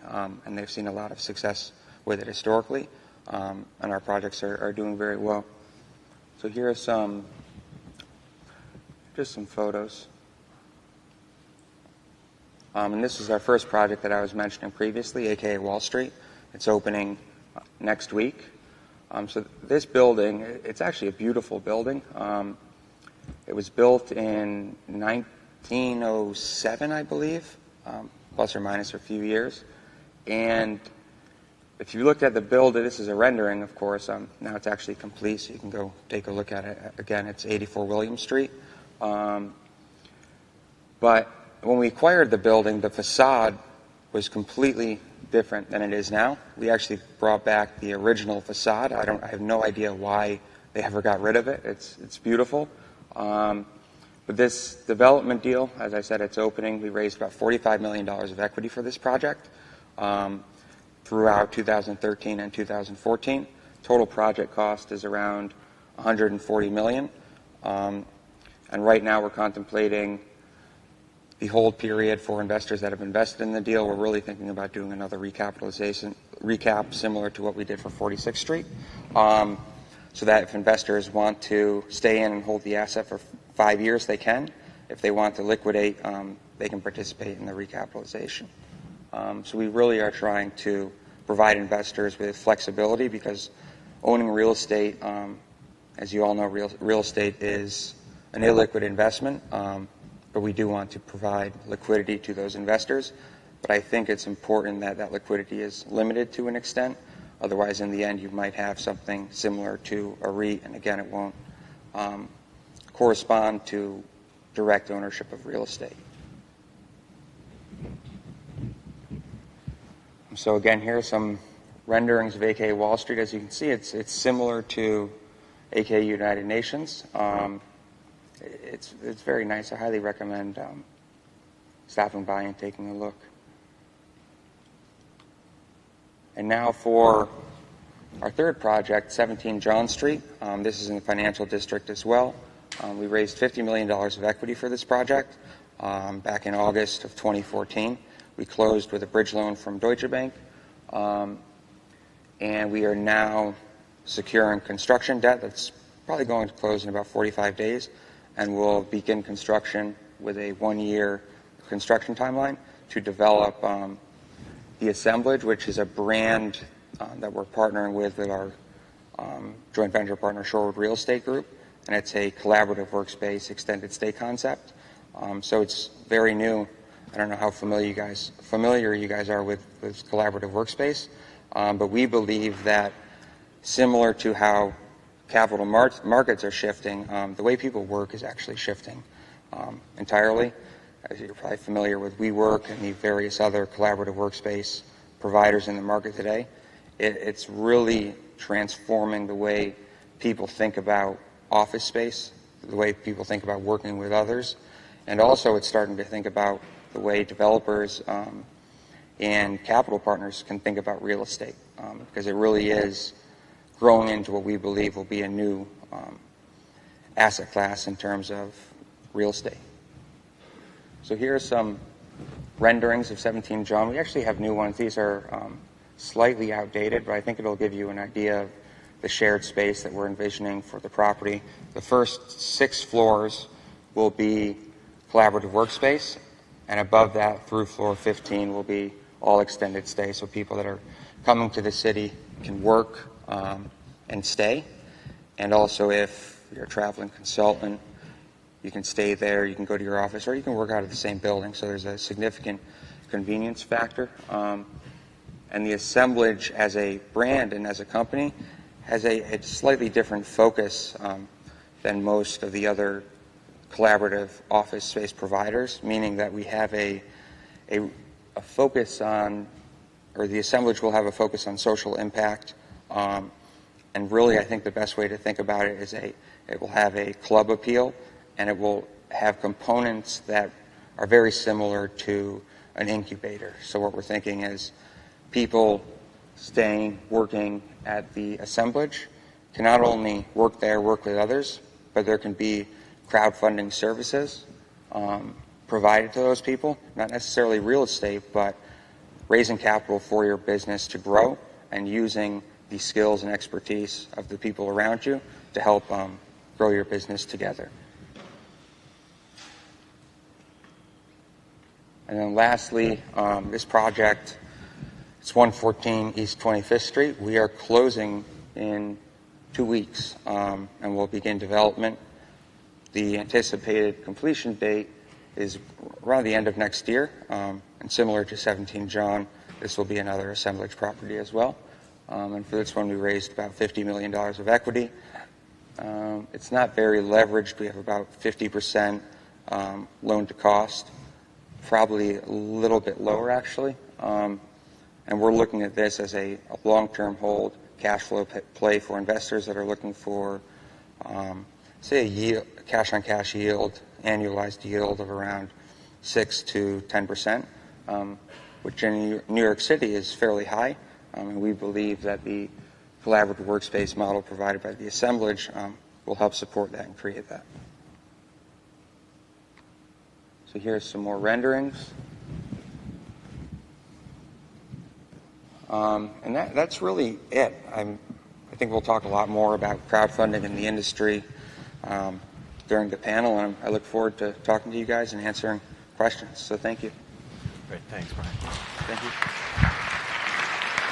Great. So if Brian offered us a smooth cappuccino of niche market products, our next presenter, Charles Duddy, is going to be a triple shot of espresso from Realty Mogul in terms of scaling up a broad and diverse platform, if you will. So Charles, please join us. Thanks. I don't think I had enough caffeine this morning for that introduction, but thank you. All right, thanks everybody for having me. My name is Charles Duddy, Vice President at RealtyMogul.com. I do a number of things there, including running our asset management group, focus on commercial equity originations, and then work on our finance infrastructure as well. It's nice being here at Columbia. Kind of funny, I remember back when I was 17 or 18 sending out all my college applications, and Columbia was one of those on the list. Vivid memory of the day that letter came back from the school, and big fat denial on top of the letter. So it's kind of a pleasure to be here on the stage and say, well, here I am. But anyway, a little bit about Realty Mogul. I think Darren gave a really great intro of the history of the industry, kind of deciphering between some of the different players out there. So I think I'm going to focus specifically a little bit more on Realty Mogul and some of my views on the industry as opposed to kind of the broader view. So we're an online crowdfunding platform for commercial real estate. We have 80,000 investors in our database today, 25,000 of those who are accredited high net worth investors. We have two primary products. One of those is equity and the other is debt. So on the equity side, we offer both a JV kind of LP equity product, and then we also offer preferred equity. And then on the debt side, we partner typically less with the online crowd and more with institutions and banks and other lenders, and we offer sort of higher rate mezz and bridge type financing products. To date, we've done about $200 million of originations. So as far as the industry goes, we like to think of ourselves as one of the leaders, kind of a broader offering, as Jesse pointed out, on product types and geographic diversification and product offerings. So we really think about ourselves structurally as kind of a middleman on this dual-sided marketplace. So on one side, you have sponsors or real estate developers. On the other side, you have investors. So those sponsors, we're offering both equity and debt products. And then on your customer side, you have both accredited high net worth individuals and you have institutions. So as I said, we primarily pair up our debt with other institutions and our equity with our crowd. But I think it should be interesting over the next 5-10 years as this industry grows to see kind of how that balance plays out. I think you have some folks who are focusing more on the crowd, maybe pushing down into the $1,000, $2,000, $3,000 checks on the non-accredited space, and you have others who are focused more on institutions, thinking larger checks. Clearly, there's less buyers there, but clearly that's another way to scale. So I think it's going to be interesting over as the industry progresses, which side ultimately wins, and we're essentially taking a dual-sided approach there. So core focus of ours, as Darren said, I think 100 plus crowdfunding sites out there. A core focus of ours is kind of credit and underwriting. So we take a true kind of institutional approach to all of our deals. It's not where you think of a crowdfunding site where sponsor kind of puts the deal up there, no one internally vets it, checks the assumptions, that type of thing. We run a true institutional underwriting process, including analysis of the underwriting models. We look at third-party reports. We run background checks. We make sure we have a true, strong relationship with the sponsor, and they have a track record of similar properties and performance that we're willing to partner with. We think over the long term, as clearly the commercial real estate market's been extremely strong, but as the market corrects, it's going to be important for those who may have been a little more conservative or tight on their underwriting to kind of cream rise to the top there as the industry continues to progress.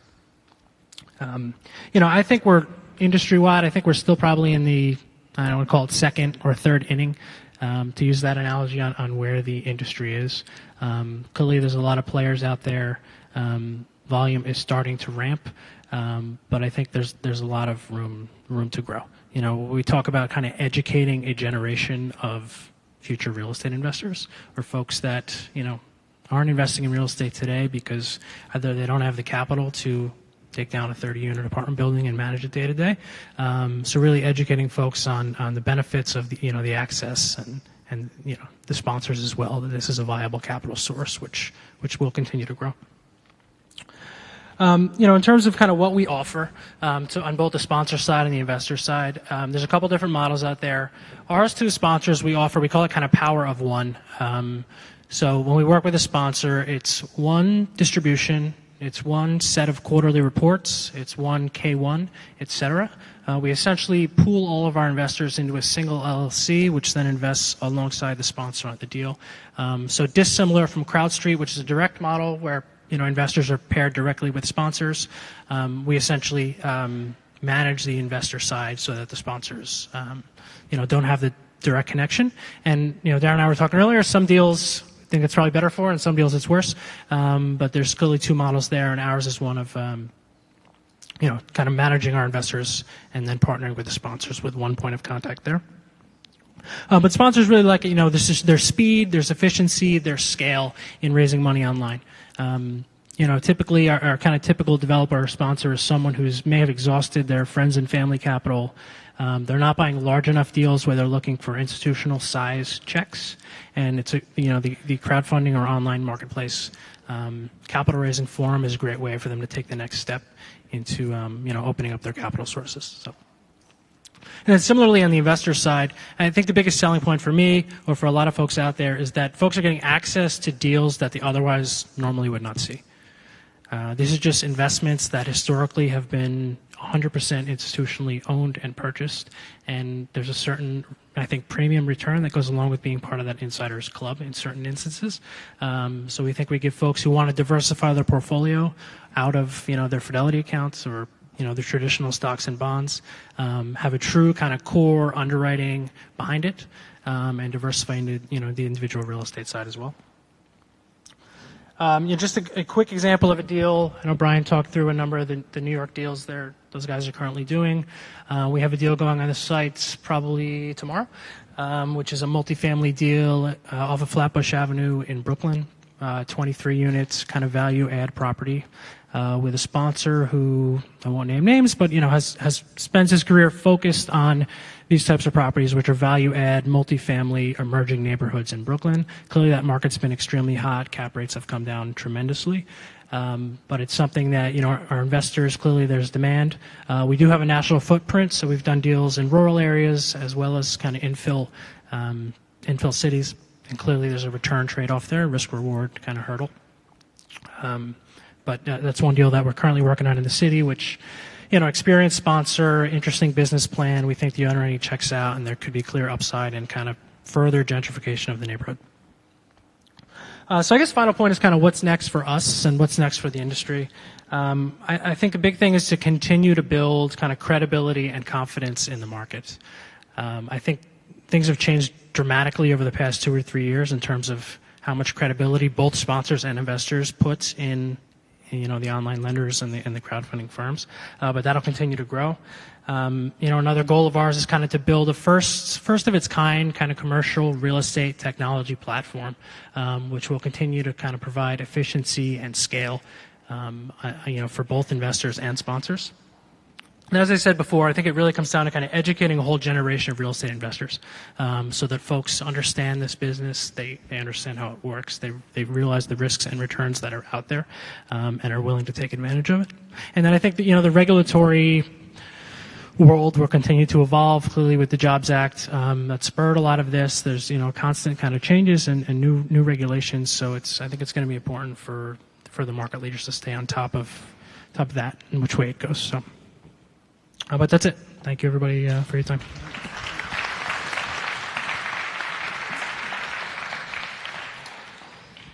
Great, thanks a lot. And our final speaker is Jack Boyhan from Invest, who really challenges us to think in more diverse terms, not just in terms of niche products, but a reimagination of what it means to invest in different types of land, both domestic and abroad, whether it's biofuels or reforestation, really a broader notion of opportunities for investment in not just real estate, but land and other ventures. Thank you. Thank you.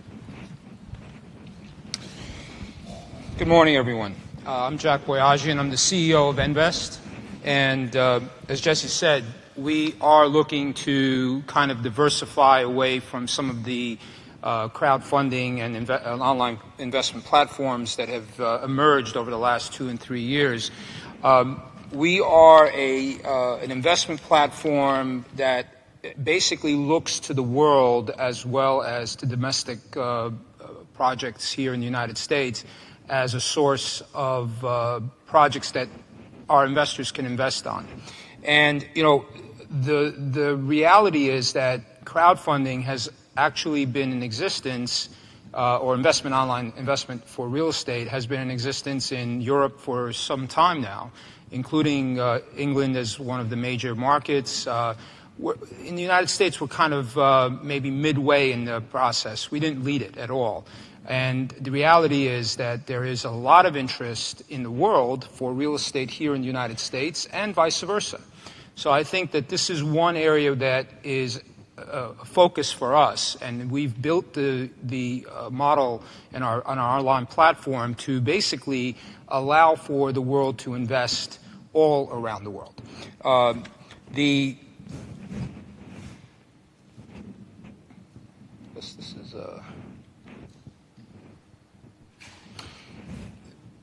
It is a hybrid system because we basically are focused not only on the individual investor, both accredited and non-accredited, but also the institutionals. I think there's room, depending on the deal, to really have participation at both levels. And an example for one is that an institution may be able to come in and seed the project, provide some initial capital, and then let the individual investors come behind it, or vice versa. Imagine a project that may need $5 million, and maybe the platform through online investors individually brings up $3.5 million, and the deal has to close. The institutionals could come in and basically meet the gap and close the deal, and then eventually either stay in the deal or potentially be taken out by the individuals as well. So there's a real relationship, we believe, with institutionals as well as the online, as well as the institutional investors, as well as the individual investors. As my co-panelists have said, this is an opportunity for quality real estate to actually be available to the individuals that weren't there before. And here I want to pause for a minute and kind of focus on one thing that we didn't talk too much about, and that is the unaccredited investor. It is true that most of the platforms have really focused on the accredited investor.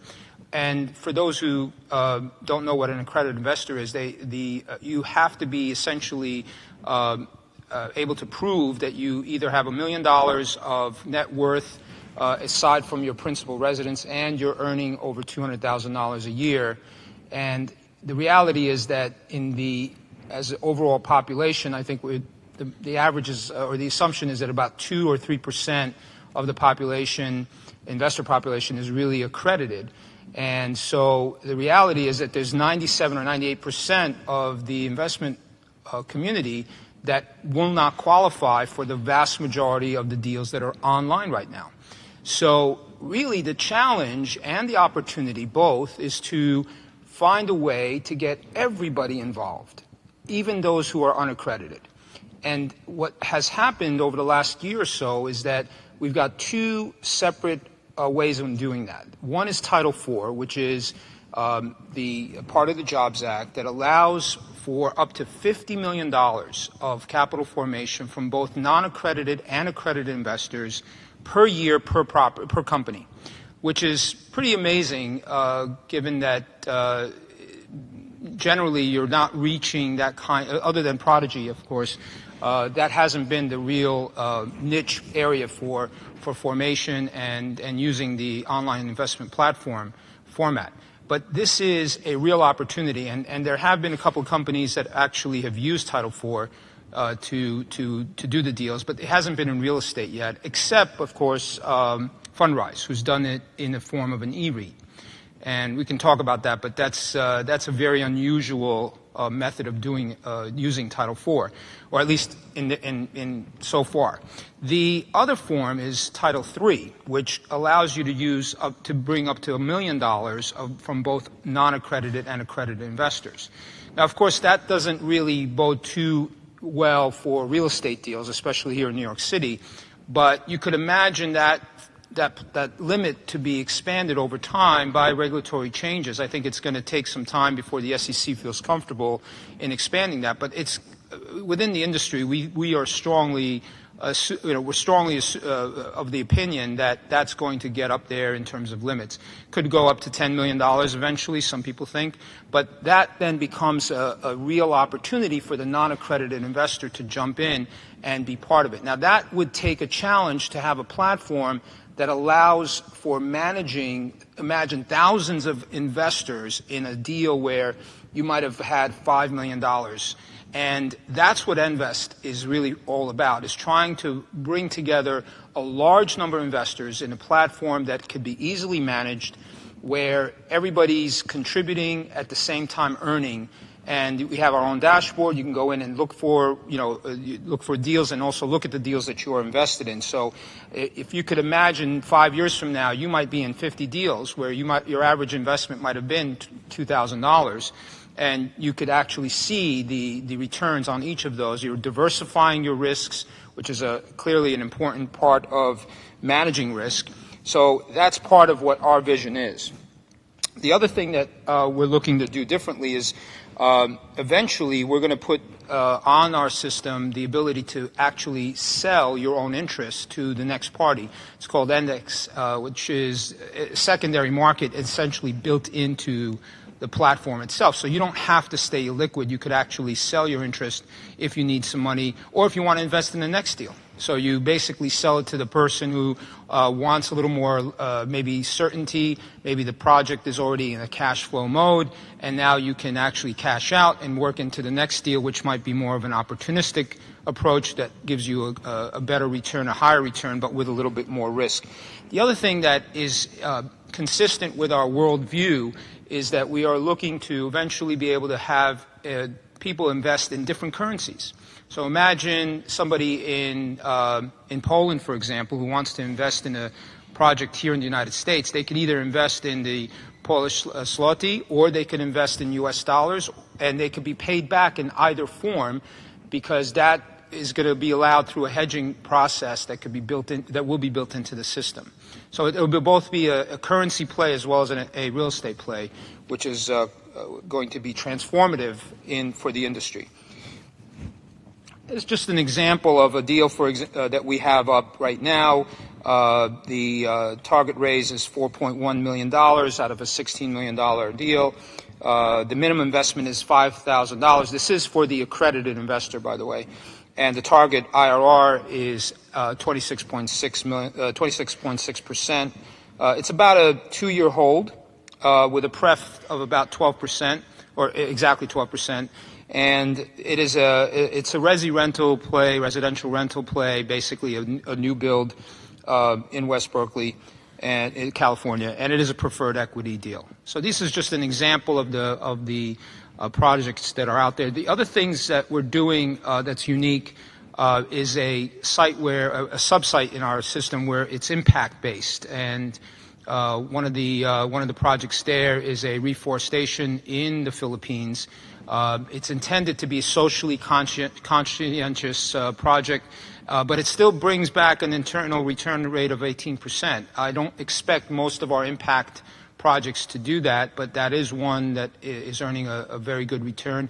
There's another project that we're probably doing called it's a biodiesel plant in Oakland, which would allow for it's a leasehold interest play, but it's a long hold 25-year leasehold interest, but that's also part of our impact site. So this is an opportunity for the crowd to become involved in a way to change the ecological challenges that are upon us, and at the same time make money doing it and feel good about it.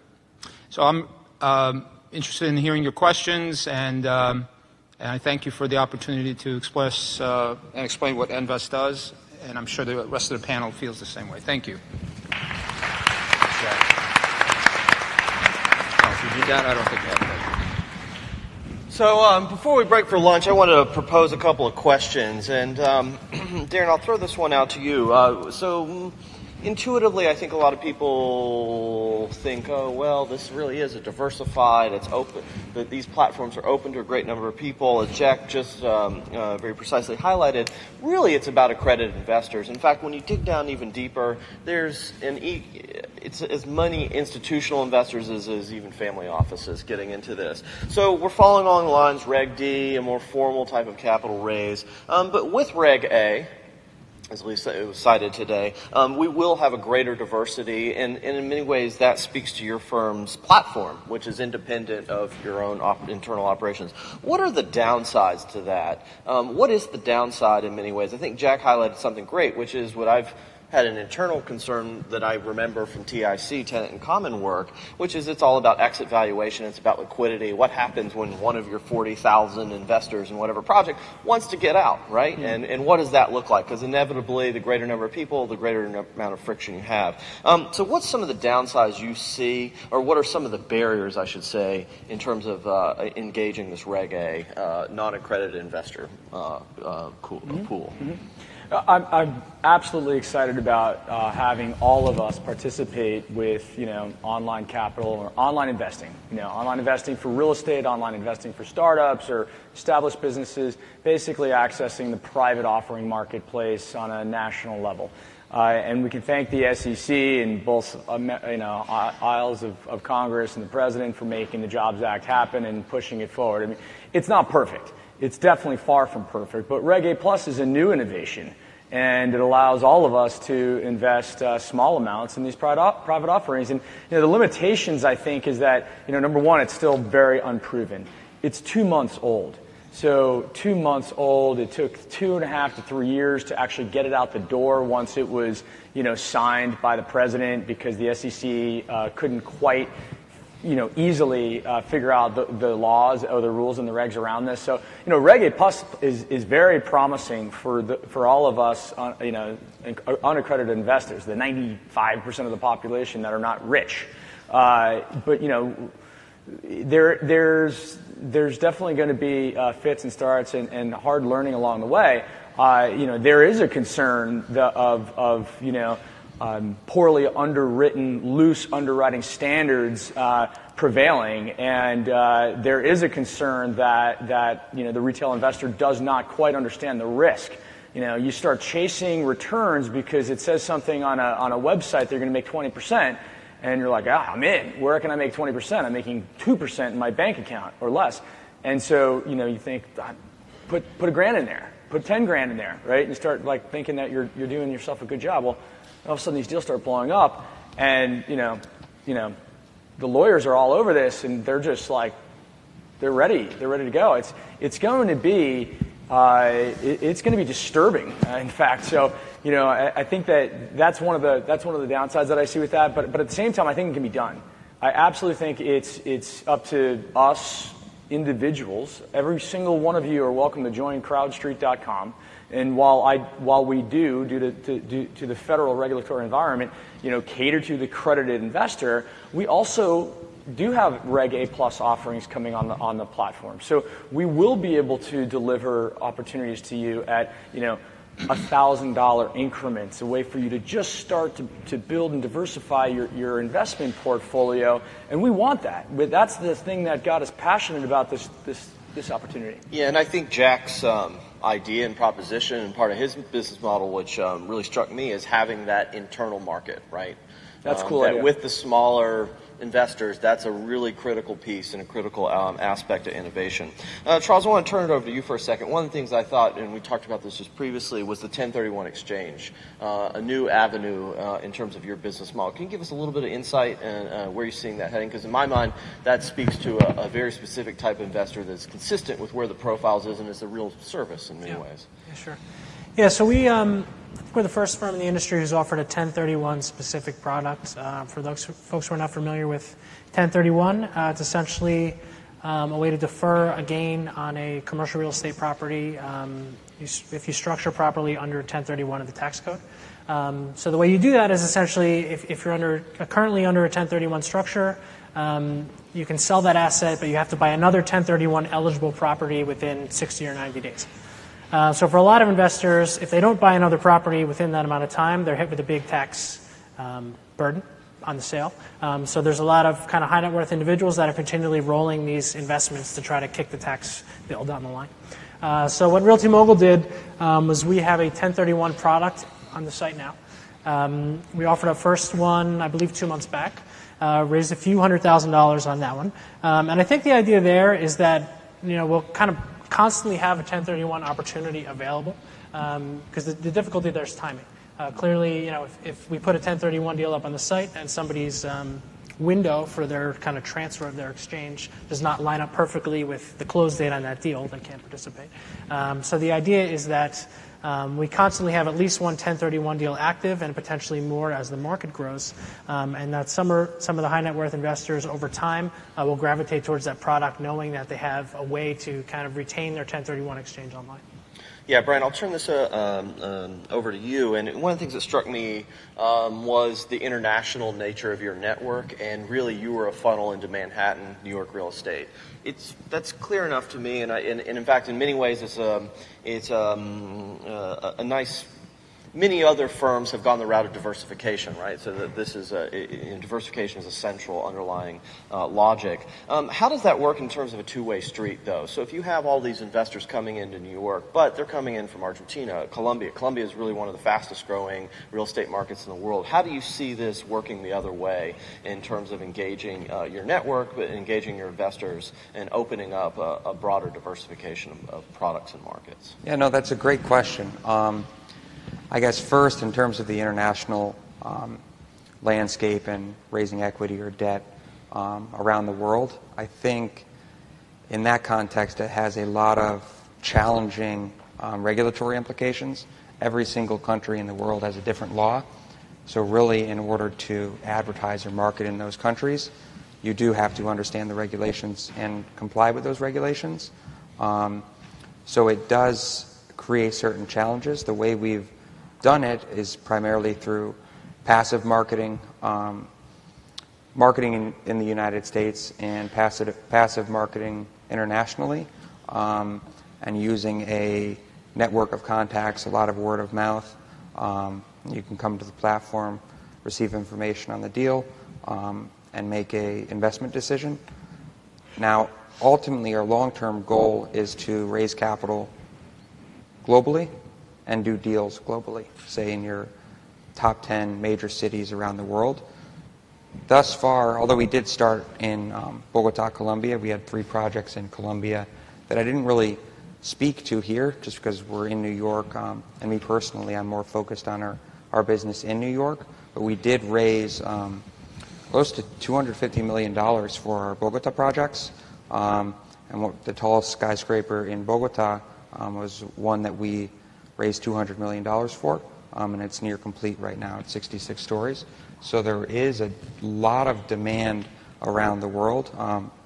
And specifically for the Bogota projects, it's pretty amazing or enlightening because there really was no crowdfunding technology there.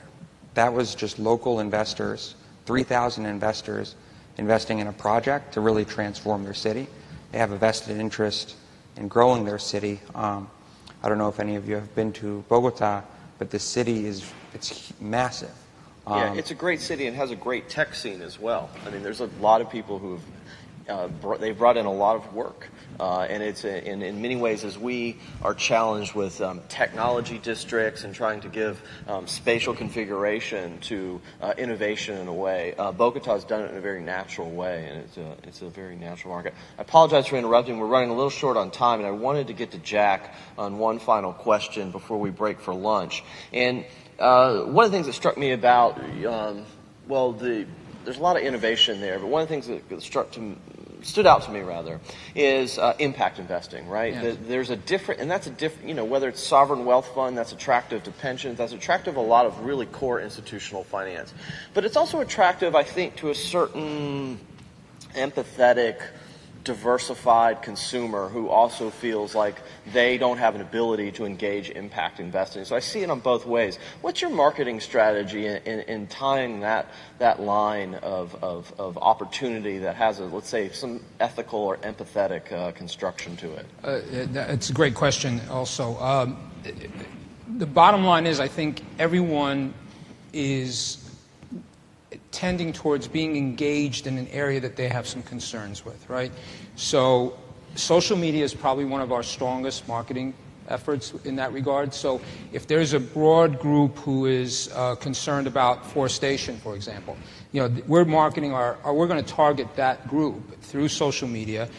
It's an excellent way to communicate an opportunity to make an impact and at the same time earn valuable returns.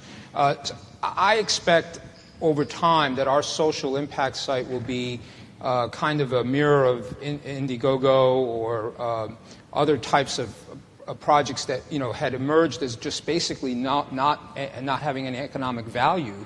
But here, there's going to be economic value and an ability to change the world, so to speak, in your own way, in the areas that you have a great interest. And the returns could be as low as 2 or 3%. But I still see a great deal of participation from the community at large if they're really interested about changing the world in their particular interest. Yeah, and my recommendation on that line is figure out how you localize that, how communities can internally invest in developing communities. Thank you all to the great panelists and really giving us a sense of diversity. It's fantastic to have everybody. And we will now convene for lunch, which I believe is in the back room. Great. Thank you, everyone.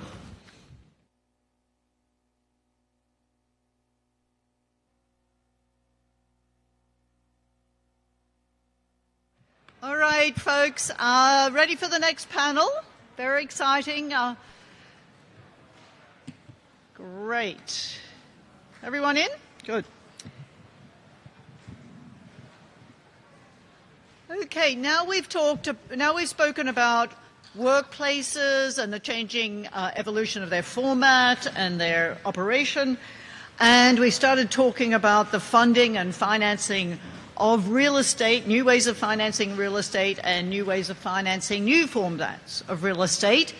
We're going to delve into the area of how these things are actually built, constructed and delivered as real estate. So this is the new building blocks section. This is going to be moderated by Dermot Johnson. Dermot leads and oversees the existing and development projects at Anbau. Anbau is a New York City developer of high quality, high design condominiums. Dermot previously worked as the Vice President of Design and Construction for AECOM, and prior to that, Credit Suisse, and so on. Quite a few distinguished places where he was responsible for the quality and management of the construction process. So he knows how to deliver good properties. So today he will be including in his discussion some innovative ways of delivering real estate and so on, and he will be also commenting on the need for quality and how to ensure that that occurs despite new technologies. And most importantly, Dermot is a graduate of the MSRED program at Columbia University, so therefore we must give him a big welcome.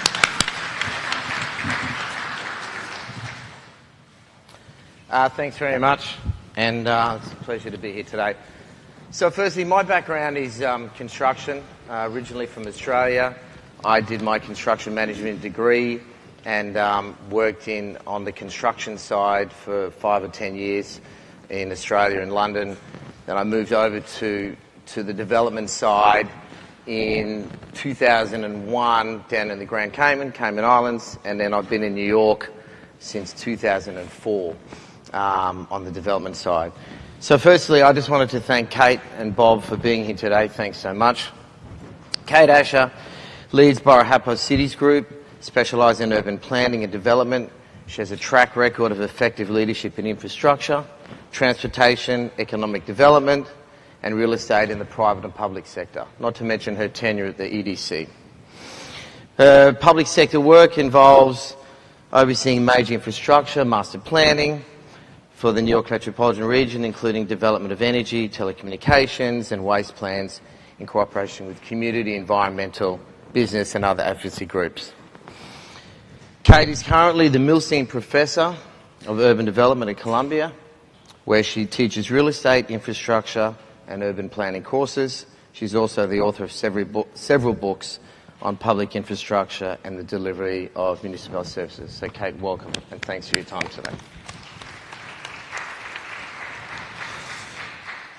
Bob Sanner is the Executive Vice President of Forest City Ratner Group.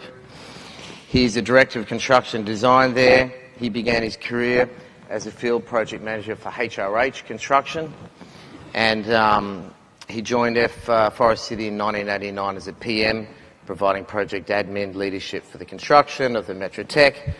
Later as the EVP and the Director of Construction Design, he organised their construction department, provided construction admin for over 40 office, retail, and hotel and sports entertainment projects. He's a member of the board of the New York Building Congress and director and co-chair of the Product and Process Innovation Committee of the Building Congress Task Force on Innovation and Best Practice. He also serves as co-chair of the Development Committee for the Non-Traditional Employment for Women. Bob, thank you for your time and for being here today. So just before we get started, I wanted to put something in context, and it's a small amount of crowd participation, so don't worry too much. But my first project that I built was in Surfers Paradise in Australia. It was a 42-storey high-rise, and I was the construction foreman, managed the concrete and the rebar. At that point, 1991, I think, was the first time cell phones were introduced. So I just want to ask, how many people remember those first cell phones, those brick cell phones in this audience? Just a show of hands. Okay. So after I did that job, I was on the construction site, and the way we built the structure of this building was formwork, which is the timber pieces that make up the columns and the walls, reinforcing rebar, where the rebar workers would have what's called a tie wire nip and tie wire, and they would tie that rebar together, encase it in that formwork, and pour the concrete. This is 1991. So after working in Australia for a few years, I then moved to London, where I was working in construction in London. And if you all remember, that was when the first Nokia phones came out. So how many people remember those Nokia phones, the ones where you always... So maybe half the room. Okay. So after that, I started working in the Caribbean, and from there was when I saw the first Razor phones. Remember the Razor phones that had the flip lid? How many people remember the Razor phones? Okay. And into where we are today, where I think everyone's either got an iPhone, an iPad, or some form of communication, which is completely transparent, that every single person in the room would have today with them right now. So just 2 weeks ago, we topped out one of our developments that's 360 Citizen. It's on 89th and 1st Avenue, 36-story structure, and our project director, Jean Kim, is here today as well. We're on the top of the building looking at them form the last column for this structure. Exactly the same formwork, exactly the same rebar, exactly the same tie wire nips, and exactly the same form and concrete process. So in 25 years, when we've seen no cell phones, no email, this unbelievable technological advancement across the globe to a construction site from 25 years ago to today, the same exact methods.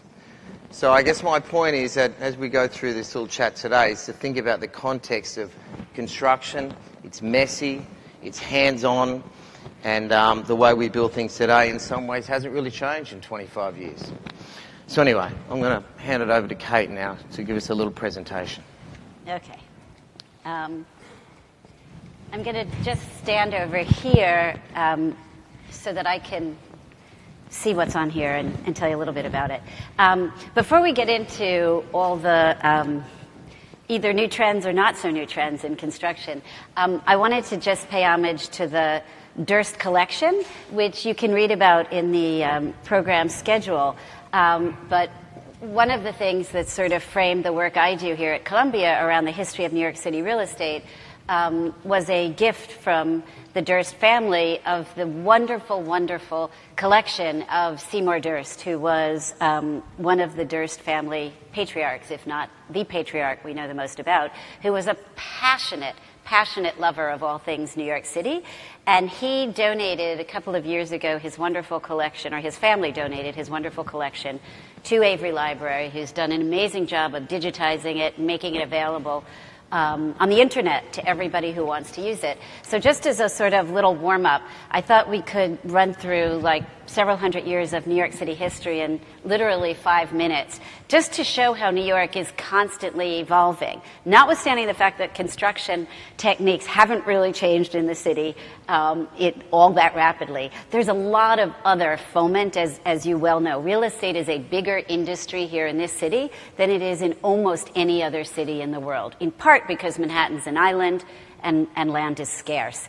But just to take you through, this is starting in 1633. Let's see what I just did. Just to give you some sense of the wonderful material that's in this collection, this is an old map from the time the British actually took over from the Dutch, showing where Manhattan started, and you can see just how skinny the tip of the island was. Manhattan, in Indian language, apparently means skinny island. You can see it was much skinnier than it is today, and you can see how everything was really south of Wall Street.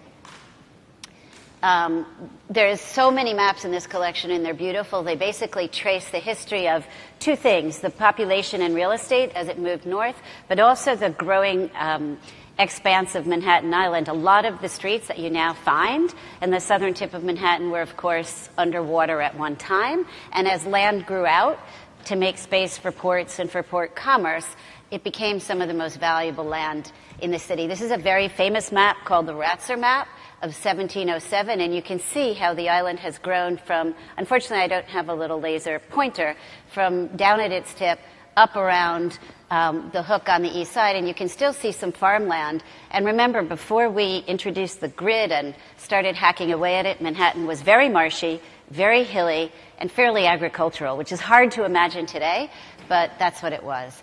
You can see some images here over time as to how it grew. I particularly love this image of Lower Manhattan that's down here on the lower right. You can see the Brooklyn Bridge has gone up. It opened in 1883, I think. You can see that up until that time, for those of you who love skyscrapers, only Trinity Church was the tall building in Lower Manhattan. Nothing was allowed to exceed it. The first thing that exceeded it in height in Manhattan was actually the Tower of the Bridge. So you can see how the city evolved. And if you look at the harbor traffic, you get a sense of just how important maritime commerce was to the city. Some more images. Now we're getting into building tall. This is, of course, more recent. Some of the early skyscrapers. You can see Newspaper Row up in the top left. That's down around City Hall. Most of those buildings have been destroyed. There's a few that remain, but that's where the newspaper industry was located. Of course, today we don't know whether there will be a newspaper industry going forward. And of course, that moved uptown when the New York Times building, the first New York Times building, opened in 1904. But you get a sense of these early skyscrapers, which of course came about because of, you know, the use of steel and the elevator and all the modern conveniences that hadn't been invented prior to that. Just to show you on the left, one of my favorite pieces in the collection shows the land value map. All of you are interested in real estate. The greatest values, the highest values in New York City in 1903 were right at the intersection, I believe it was, of Wall and Broad Street, right where Federal Hall and the Stock Exchange are. That was the land that was most in demand. It was still connected to the idea of maritime commerce, but that's where the financial sector existed. Okay, and then you can just see some of the beautiful buildings, the Singer Tower, which is gone. Of course, the Equitable Building, which is still here today, is over on the right. You can see Trinity Church in the foreground. That building, for those of you who are interested in zoning, is was the spark that pushed the first zoning act through the state regulatory process in 1916. It's now known as 120 Broadway. It's a Silverstein property, but it is still an incredibly unyielding facade. And this is just to give you a sense of the beautiful postcards that are in the collection. You can see how fast New York was evolving. It was moving up the west side. It was moving up the east side. And there never really was a New York City skyline that was static. We were constantly pushing at different forms in different directions. Of course, with the zoning law that came in 1916, we introduced the idea of setbacks, of light and air reaching the street. And of course, the setback form that now characterizes New York is attributable to that zoning act in 1916. And you can see some of the lovely drawings that Hugh Ferris did, for those of you who are architects, that actually looked at what if you actually built buildings along the lines of the setbacks that the 1960 law essentially set in place. And of course, we don't build buildings like that because it isn't convenient to, but one could if it were more cost effective and sensible. How we did end up building buildings, this is the Empire State Building, of course, that from a construction perspective is one of the most amazing buildings in the world because it was basically built in about 13 months, if you can believe it. It doesn't use all of its floor area on that zoning lot, but you can see how it essentially was built up to take up almost that entire block. And here's some other just beautiful pictures of various things in Rockefeller Center, which was an amazing development when it opened. It was really the first mega project that broke the block grid, and some more postcards. This is an entrance. I can't actually read it from here. I think it's the Holland or the Lincoln Tunnel, but you can see how new these ideas of connecting up the city with the outer boroughs were by anything other than ferry. It's almost a kind of dreamy picture and doesn't look anything like that today.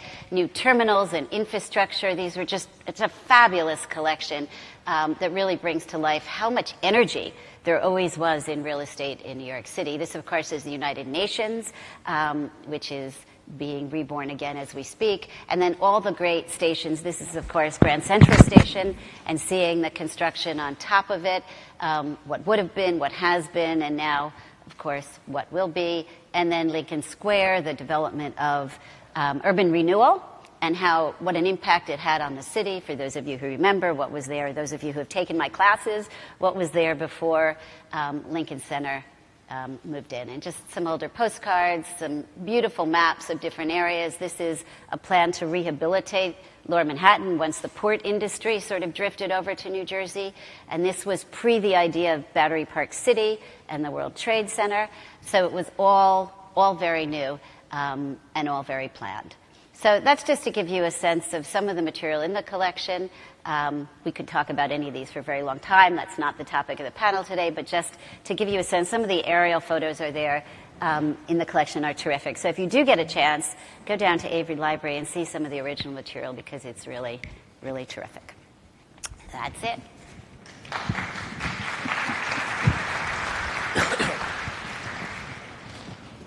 So we're just going to hand it over to Bob Santa to have a little introduction. Sure. Is it okay if I do from here? Yeah, why not? I'm not going to use the slides. We're just going to talk. So I'm Bob Santa with Forest City Ratner Companies. We're part of a larger real estate organization, which is now called Forest City Realty Trust. So we are a real estate investment trust. We converted to a REIT in January. We've been do primarily commercial office. When the office market is so suited, now it's residential. Again, the company favors rentals over condos, just as its development philosophy. So in the course of the late 80s, since I've been there, we've developed 43 properties that retail, 3 residential properties, a couple of hotels, and an arena. Forest City's development strategy in terms of what the buildings look like is they believe that design matters. So my partners like to talk about architecture with a capital A, and in dealing with some of those buildings, the complexity of a Geary building, the complexity of a Renzo Piano building, you just don't build that the same way people have built. And in this city, as Dermot mentioned, we have a heritage of my grandfather did it, I'm doing it, and my kids will do it all the same way. And so many of our buildings do look sort of similar in some respects because of that very stagnant approach to building buildings. And when one takes on some complex architecture, you have to view it differently and perhaps build it differently. And so having the role of a construction person within a development organization sort of forces you to reach for different tools to accomplish this. In terms of technology and using it to build the buildings, one of the problems, the reason we even got into the modular business was really a real estate issue. As we finished Barclay Center and started to focus on 6,000 units of housing, there was an enormous pipeline there, 15 apartment buildings, potentially one site for commercial. And so as one pro forma something like that, people run down the hall, how much to build an apartment building. I give them a number, and then the entitlement process, as many of you know from that circumstances, took a decade, and there were lawsuits. And the gestation period in many of projects that you will become involved in, Dermot and Kate are involved in, could easily have 4 or 5 year entitlement process, approval process, by the time you get through the banks. And so the very economics that you budget a project for could be invalid or could be drastically different at the end of that period. And that's part of the problem with that is in New York City, again, because we're an island and some of the work that the vendors and contractors do is highly specialized. I remind everybody here, we build a lot out of concrete, and suffice it to say, there's probably one concrete contractor in the city of New York that really can accomplish a very tall, a Frank Gehry type high-rise building. And so that plays havoc with the economics. And so somewhere in the right around the time that Barclays was finished and we were starting to pro forma this, my partners we have to figure out a different way to do this. Let's look at precast concrete structures. Let's look at prefab facade systems, which we had been doing for years. And little by little, we sort of entered upon a research project for 2 years to look at modular housing, which many people look at modular housing, but our problem is we're an urban developer. We generally build mid to high rise. So how does one adapt that technology to the urban marketplace? And so what we spent a couple of years designing a module, trying to set a module with its facade in place, 20 stories in the air, is very different than some of the low-rise affordable housing modular systems you see. And so from that project, we developed, spent time developing that system, ultimately built a business around that system, and now today we've completely erected the tallest modular building in the world. We hope to have our CO in September. I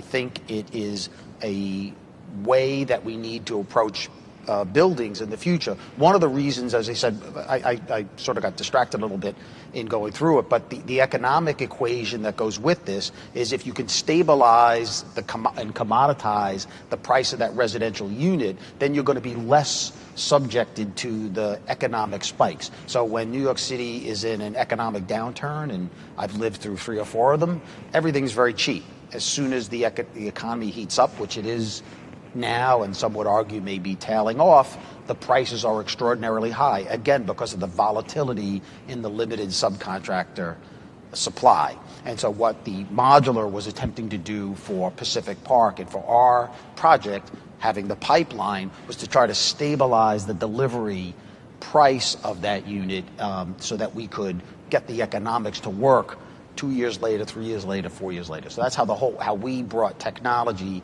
into the development process to really solve what was an underlying economic and real estate issue.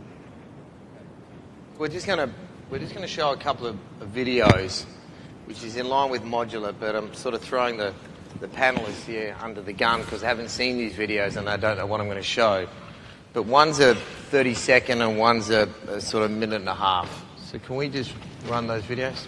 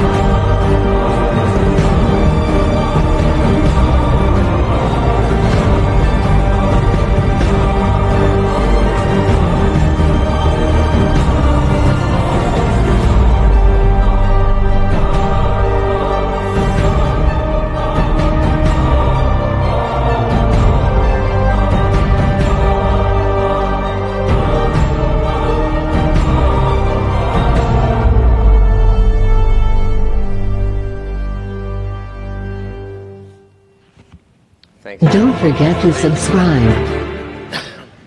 Thanks a lot. Okay, so that's great. 3D printing. And what you just saw were two videos. The current leaders in the world right now on 3D printing, no surprise, are China. The other two are Finland and Holland. So the first video you saw was in Europe. The second one was actually an office construction, the first office construction, and it's in Abu Dhabi. It was opened 3 months ago, and it was built start to finish in 17 days. So first of all, Kate, what do you think? What are your thoughts on the 3D printing, and do you think there's a factor, and do you think that there's any way that could have an influence in building technologies on a larger commercial scale? Well, actually, I think it probably will happen because there's folks that are investing bunches of money in it. There's another partner up here, Happel, who's working on this and who told me that Singapore has invested hundreds of millions of dollars into an entire institute to advance some of these technologies, primarily because there's a shortage of skilled labor there because it's such a small place, and that this is one way to get around that problem. The other thing that he mentioned, which I think is fascinating, and I thought you might go to it in the video, and I was going to be, oh my gosh, it's really true, is what I was being led to understand is aside from very urbanized areas, there's actually the ability to do some of this sort of 3D printing in remote areas using drones. Now that started getting really interesting because all of a sudden if you're in a ravaged area, you can't get to it and you need to erect some kind of shelter.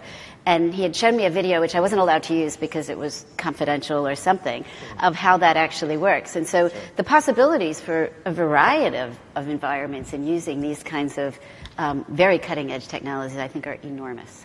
That's what I think. Bob, What do you think? Thoughts, comments? I think it's fascinating. The challenge with building in the urban environment is our city streets are so congested. So the biggest problem, believe it or not, we had with the modules was getting them to the site, because you could set 20 of these things in a day, but they're wide loads, they're very, very big. How do you Didn't you do them in the Brooklyn Navy Yard? Yeah, they were manufactured in the Brooklyn Navy Yard, and even working with DOT to get permits to take a wide load over the road during the day and bring it down Flatbush Avenue. We could really only get 4 in the day and 4 in the evening, so you were sort of limited and locked in. So I think the 3D printing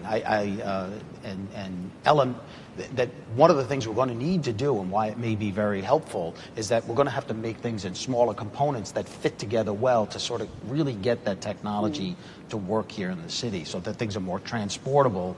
And I think the modeling and the printing of it might make it easier to assemble as opposed to being manufactured in 2 different pieces.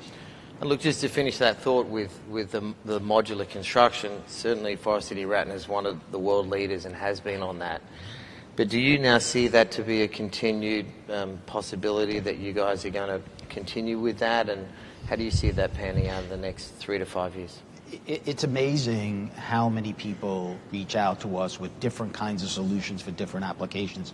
So we're currently looking at a hospital on Nantucket Island, and the issue there is that they can't get all the workers, and what do you do with workers in Nantucket Island? So we have an interesting prospect there. We actually got contacted by the government of Bermuda to build housing in connection with the America's Cup race that's there. And in Boston, they contacted as well. But their issues were very different. Their issues were how it was easily disassembled. The part of this structure is that it's all sort of self-supporting and bolted together. And so both of these solutions were temporary in nature. So they were looking for an easy way to maybe take it apart and reuse it in a more sustainable way than simply demolishing, throwing it away. So there's all sorts of potential opportunities, and we're contacted constantly about getting involved in them. Most recently, the fire up in Canada, we got a call from them as well. Unfortunately, we don't have the inventory for them, but there's a lot of interest. Okay. So I think it was last month, by latest world estimates, we have 7.4 billion people populating the world. Out of that 4.4 billion today currently have cell phones. And 71% of the Earth's surface is covered in water. So out of the remaining 29%, we have 33% of desert. We have 24% of mountainous areas which are uninhabitable. So it leaves around 12% of the Earth's surface which is habitable by current standards. And don't forget, we have the rising water table as well. So with a current population of 7.4 billion, which is anticipated to be at least another 1.5 billion within the next 20 years, okay, what do you think is related to building technologies? What do you think, where do you think, and how do you think we're going to be able to build these areas to populate the current world population, especially with a shrinking habitable world surface?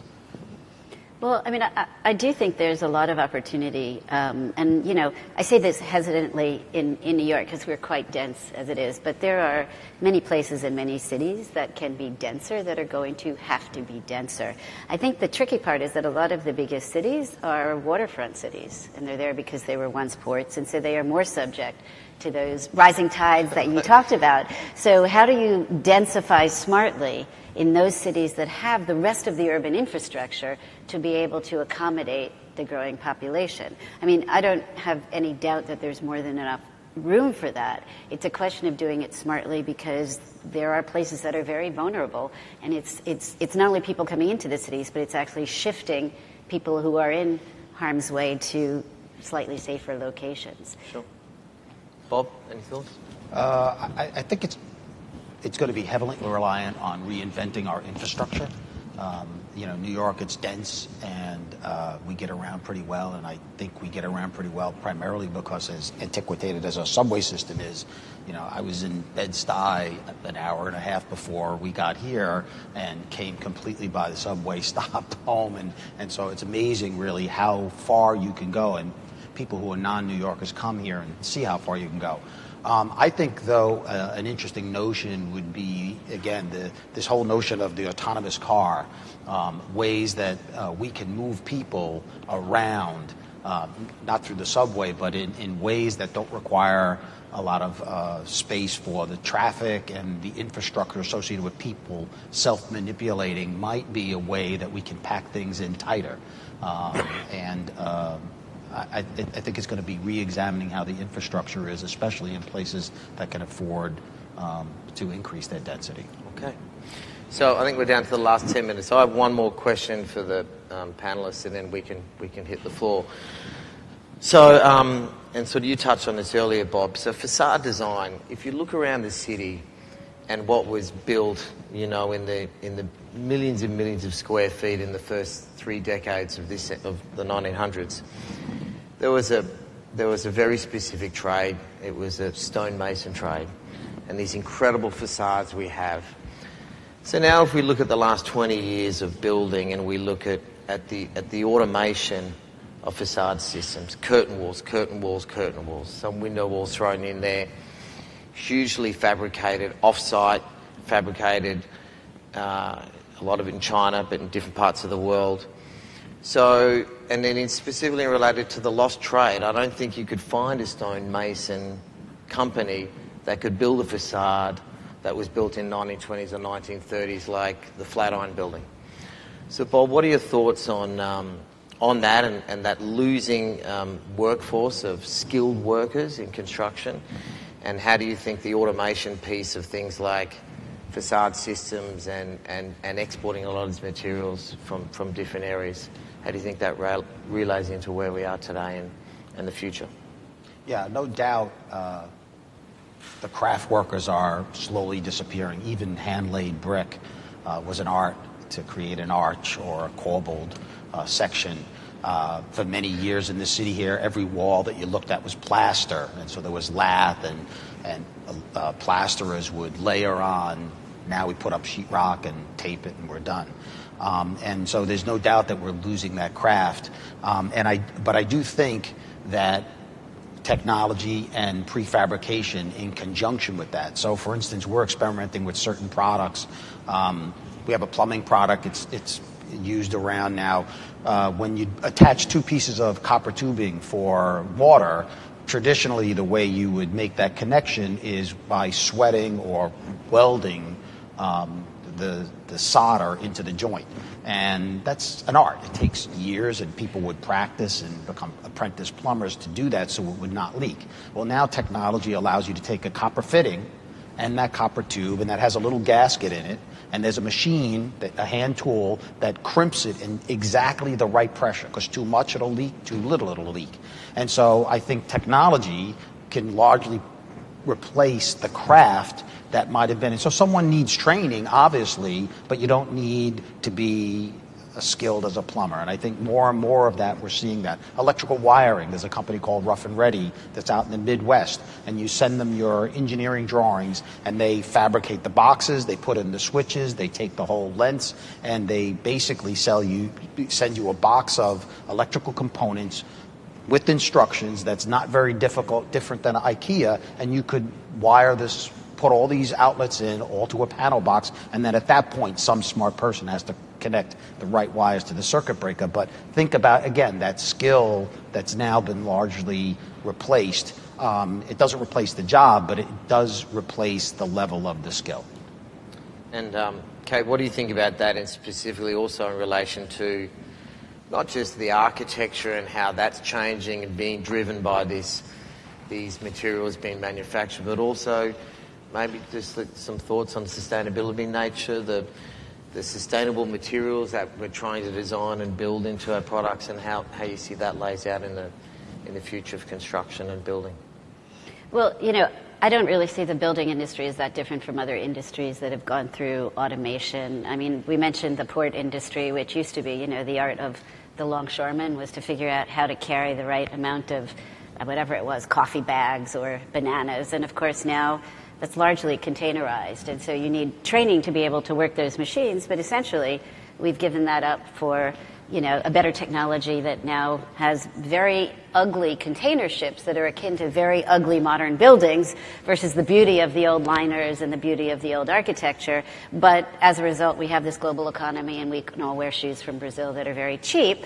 And as a result, you can now put up buildings that look like your wonderful Spruce Street building that you couldn't ever have thought about before. So technology is most definitely replacing old crafts. I just think we need to think about it as kind of new crafts. And so when you look at a building like that building, it's just as wonderful in its own way as the Chrysler building was in its time, to me.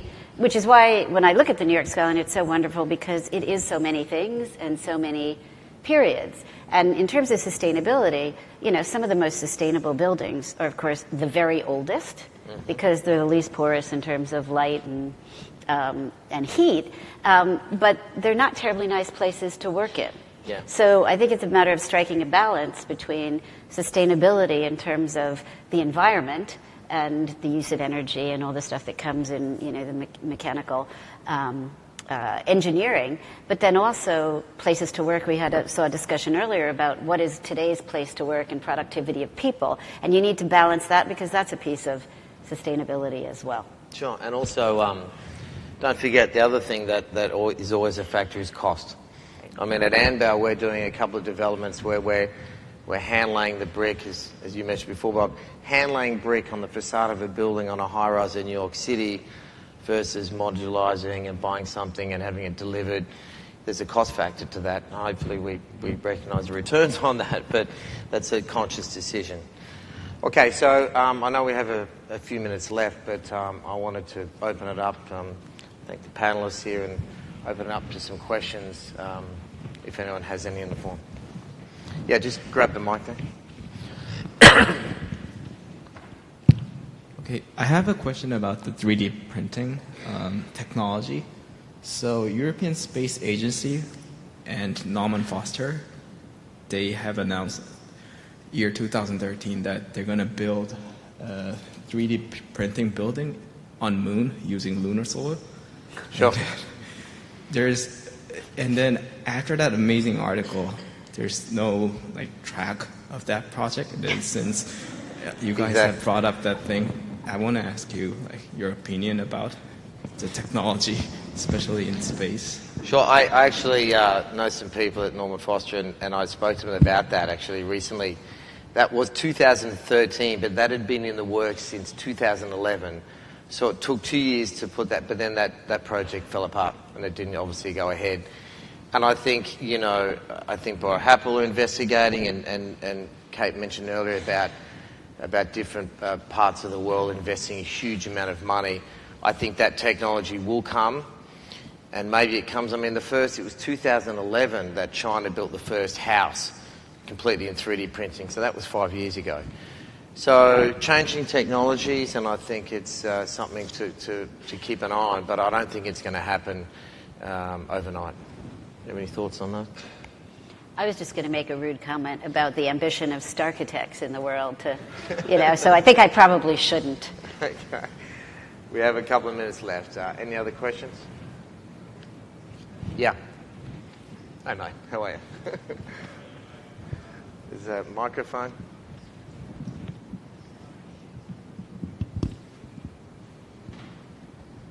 I guess, Kate, to your last point about the beauty of the new technologies being equivalent to the older ones, I guess I'm just going to put it as a broad question.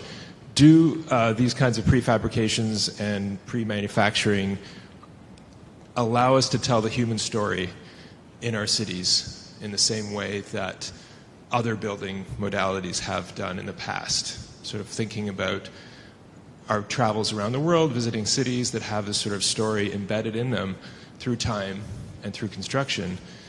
I think many people express the concern that the outsourcing and pre-manufacturing at a certain point reaches a critical mass where that story is essentially usurped, and it is no longer about people in place and actually more about the efficiencies of production. Well, I'll just start with one comment, is that I think, again, I'm an architect as well as a builder, and so in terms of prefabrication, we have to ensure that we don't become Ford. We don't want to just pump out Priuses so they all look the same. Very efficient from a transportation mode, but you're right.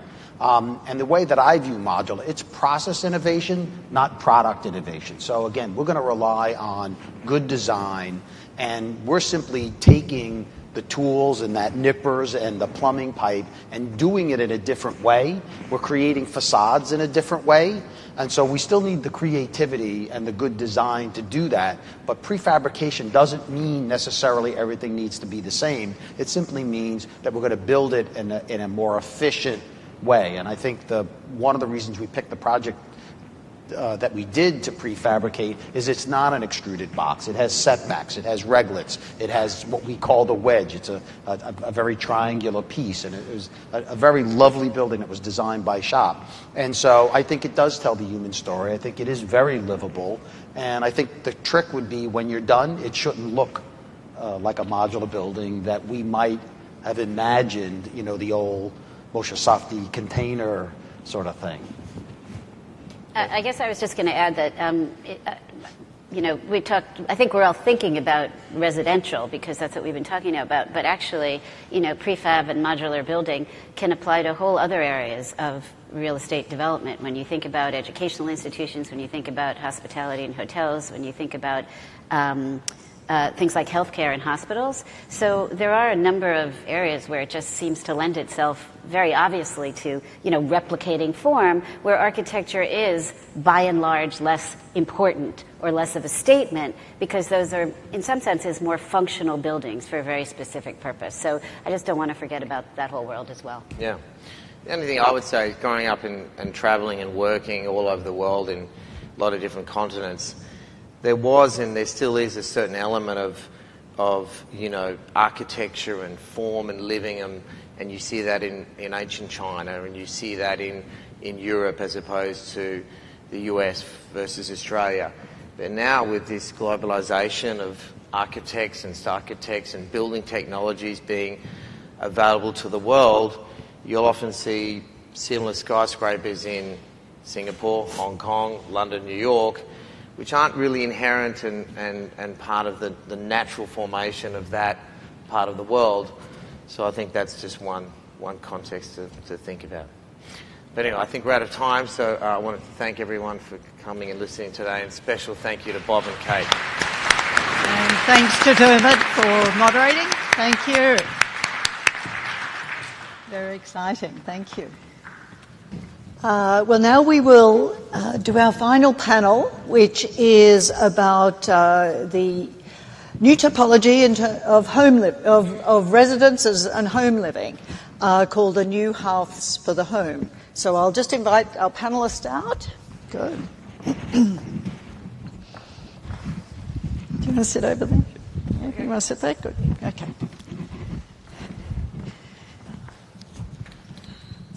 Okay, so we're very lucky today to have two people with very different but very searching and incisive views on this area of new residential typologies.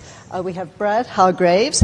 Brad is the founder and CEO of a company called Common, which is one of the leaders in the co-living or shared living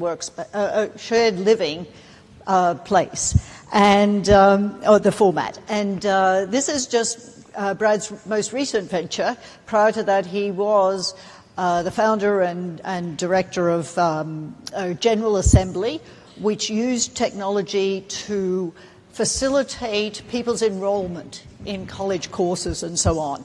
And I note that it's been referred to during the day.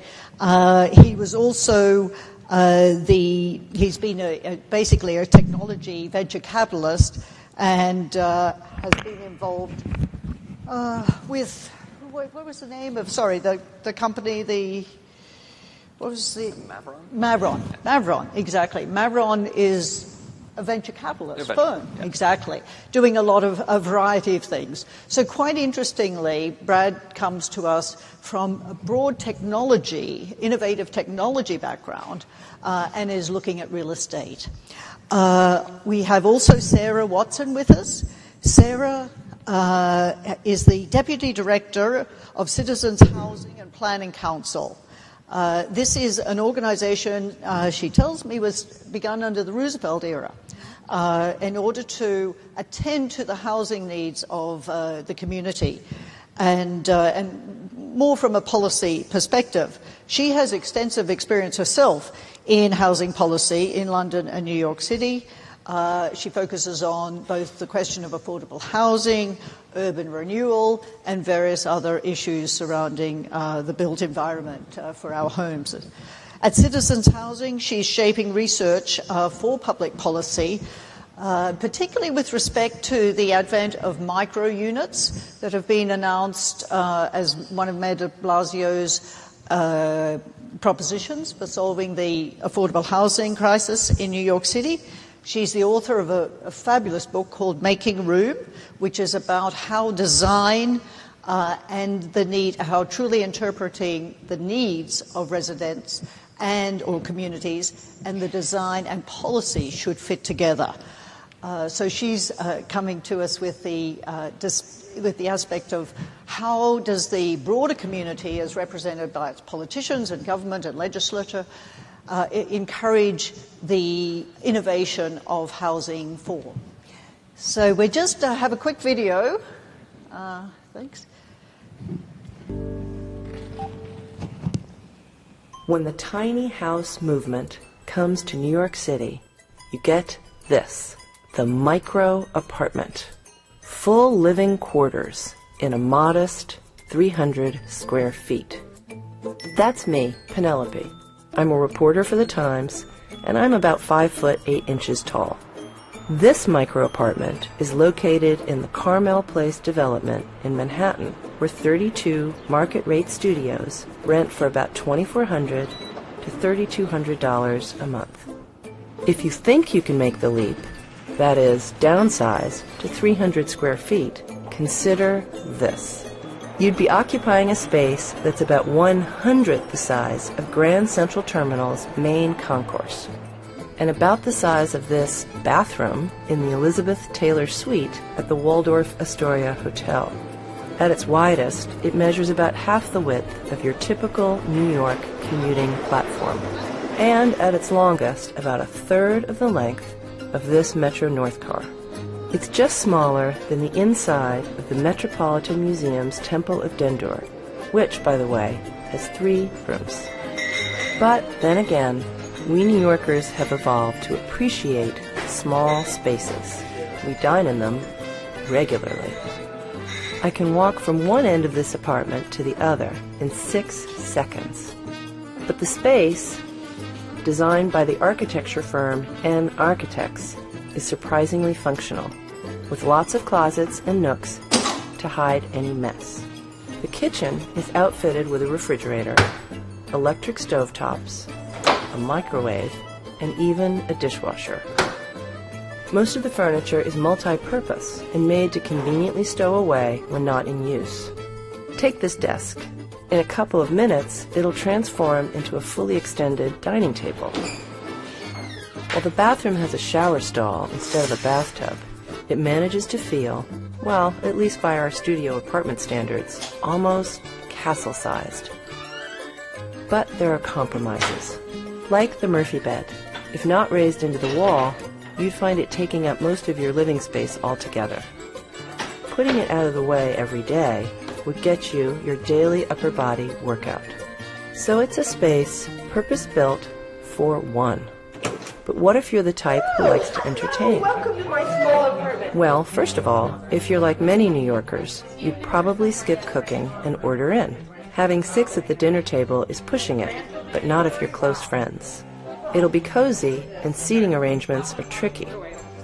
And so is stepping over each other to use the facilities. You've probably seen wide-angle shots like this, used in apartment advertisements to make things look roomier than they are in real life. So to put this shot into perspective, that's our video producer in the foreground.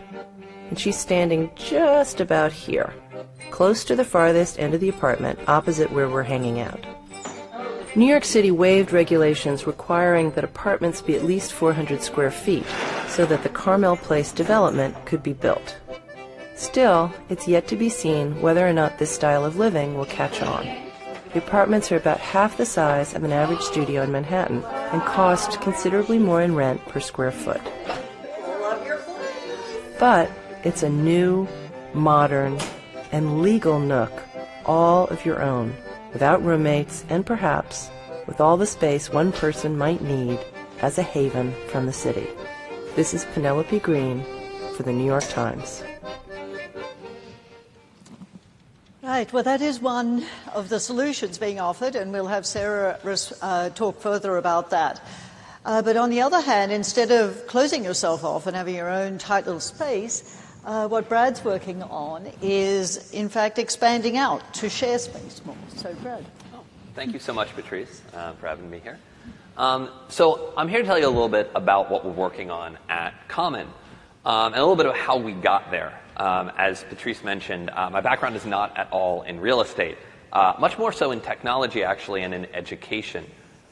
Before this, and this is kind of how I got into Common, I started a school with a couple of friends called General Assembly.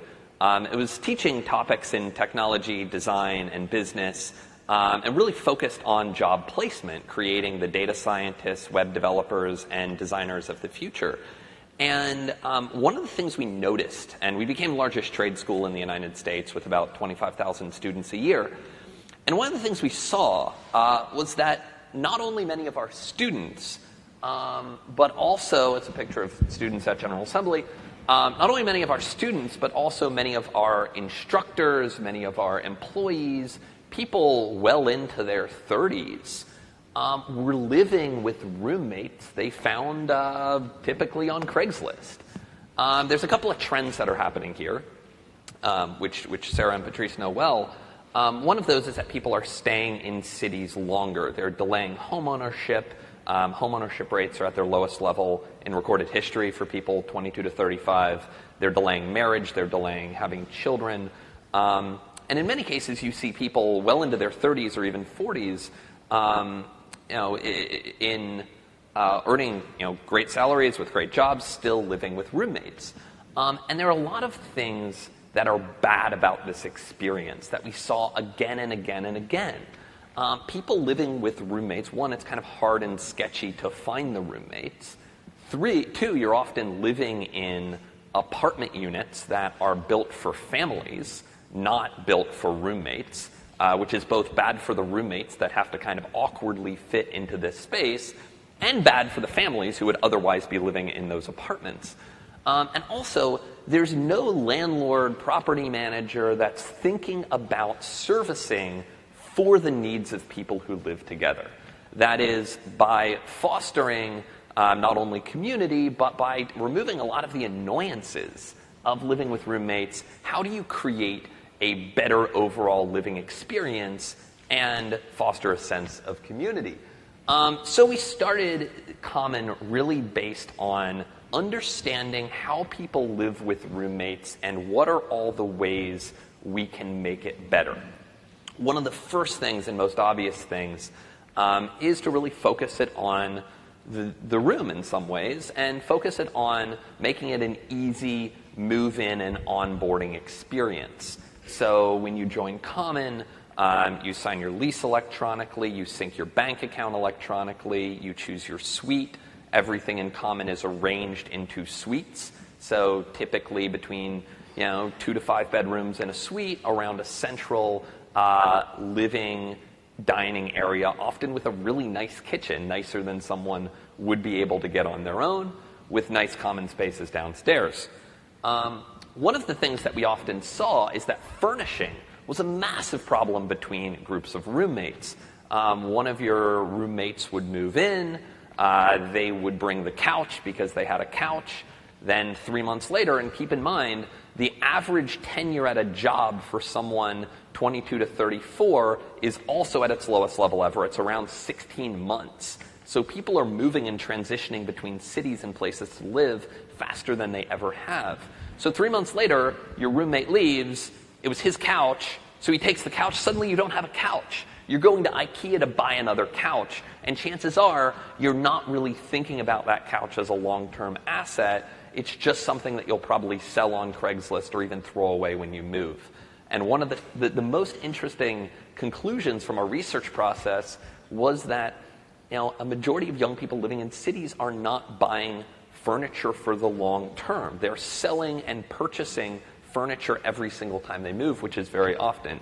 So since we know that we're going to be in our buildings, we sign long-term management agreements with property owners and developers really coming in as a management company to run this in a way that works better for the needs of roommates. We furnish everything ourselves because we know they're not going to be coming with furniture, and we've seen a huge amount of demand for furnished units.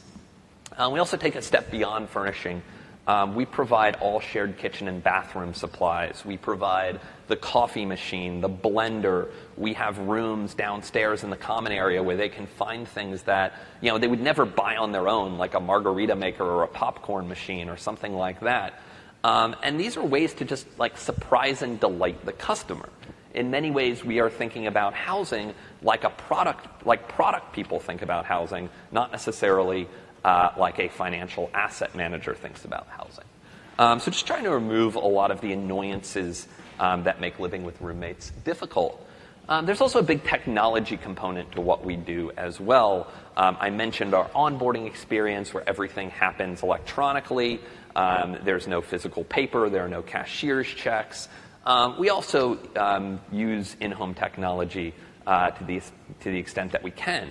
Renters are usually locked out of being able to access great innovations in in-home technology because often their landlord doesn't allow for it. And even if their landlord does allow them to do something crazy, which they typically don't, and install some in-home technology, why would they do it? They're only there for a year at the most in many cases. So we actually equip the homes with in-home technology, like this is a Nest thermostat, that make the experience a little bit better, a little bit easier.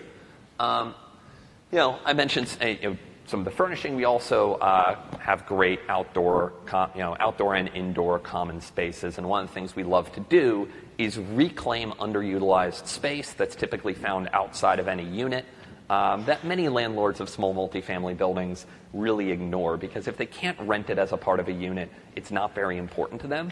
We reclaim a lot of that space and use it to really help in fostering community. This is one of our outdoor spaces at one of our homes in Crown Heights. We opened our first home in October. We have 3 homes at this point with about 100 total members, all of them in Brooklyn. But we actually just announced we're going to be expanding to San Francisco and Los Angeles, and we'll be open. San Francisco and DC, and we'll be open by the end of the year. Finally, last but not least, is community. Finding roommates on Craigslist is a lonely process, as is living in a studio. And one of the things we saw is that this concept of community extends far beyond the people that you think it would naturally appeal to, kind of young 20-somethings. The median age in Common is around 30, and we have a number of people much older into their lives who live at Common. And it's a great location for not just someone who is recently moved to the city, recently out of grad school, but also, for instance, someone, let me give you an example, who recently got a divorce, for instance. They want to live with other people. They're used to living with other people, but they don't want to go rent a studio on their own, live alone, but they don't want to live with 22-year-olds they found on Craigslist. There are a lot, when you think about this from a sociological perspective, there are a lot of use cases that are not necessarily obvious for this kind of group living situation. This is one of our events, is a dinner in one of our homes. Group dinners are a centerpiece to the Common experience. We usually have at least one a week, often gathered in the individual homes, whether in kind of shared common spaces or actually often hosted in the members' living rooms themselves. We also are totally love community tools. We use Slack in all of our buildings. How many people here use Slack? Slack is an amazing, and of course, the people who work at Common use Slack. This is an awesome enterprise communication tool. It's used by a lot of companies to actually promote internal communication, collaboration, and culture. And we found it to be an amazing product for a residential environment. All of our members are on Slack, many of them very active on Slack. There are hundreds of Slack messages in the Common community every day, and it's a great way to encourage the kind of spontaneous and serendipitous encounters that you often see in this type of environment. You know, someone's cooking pancakes on the 3rd floor.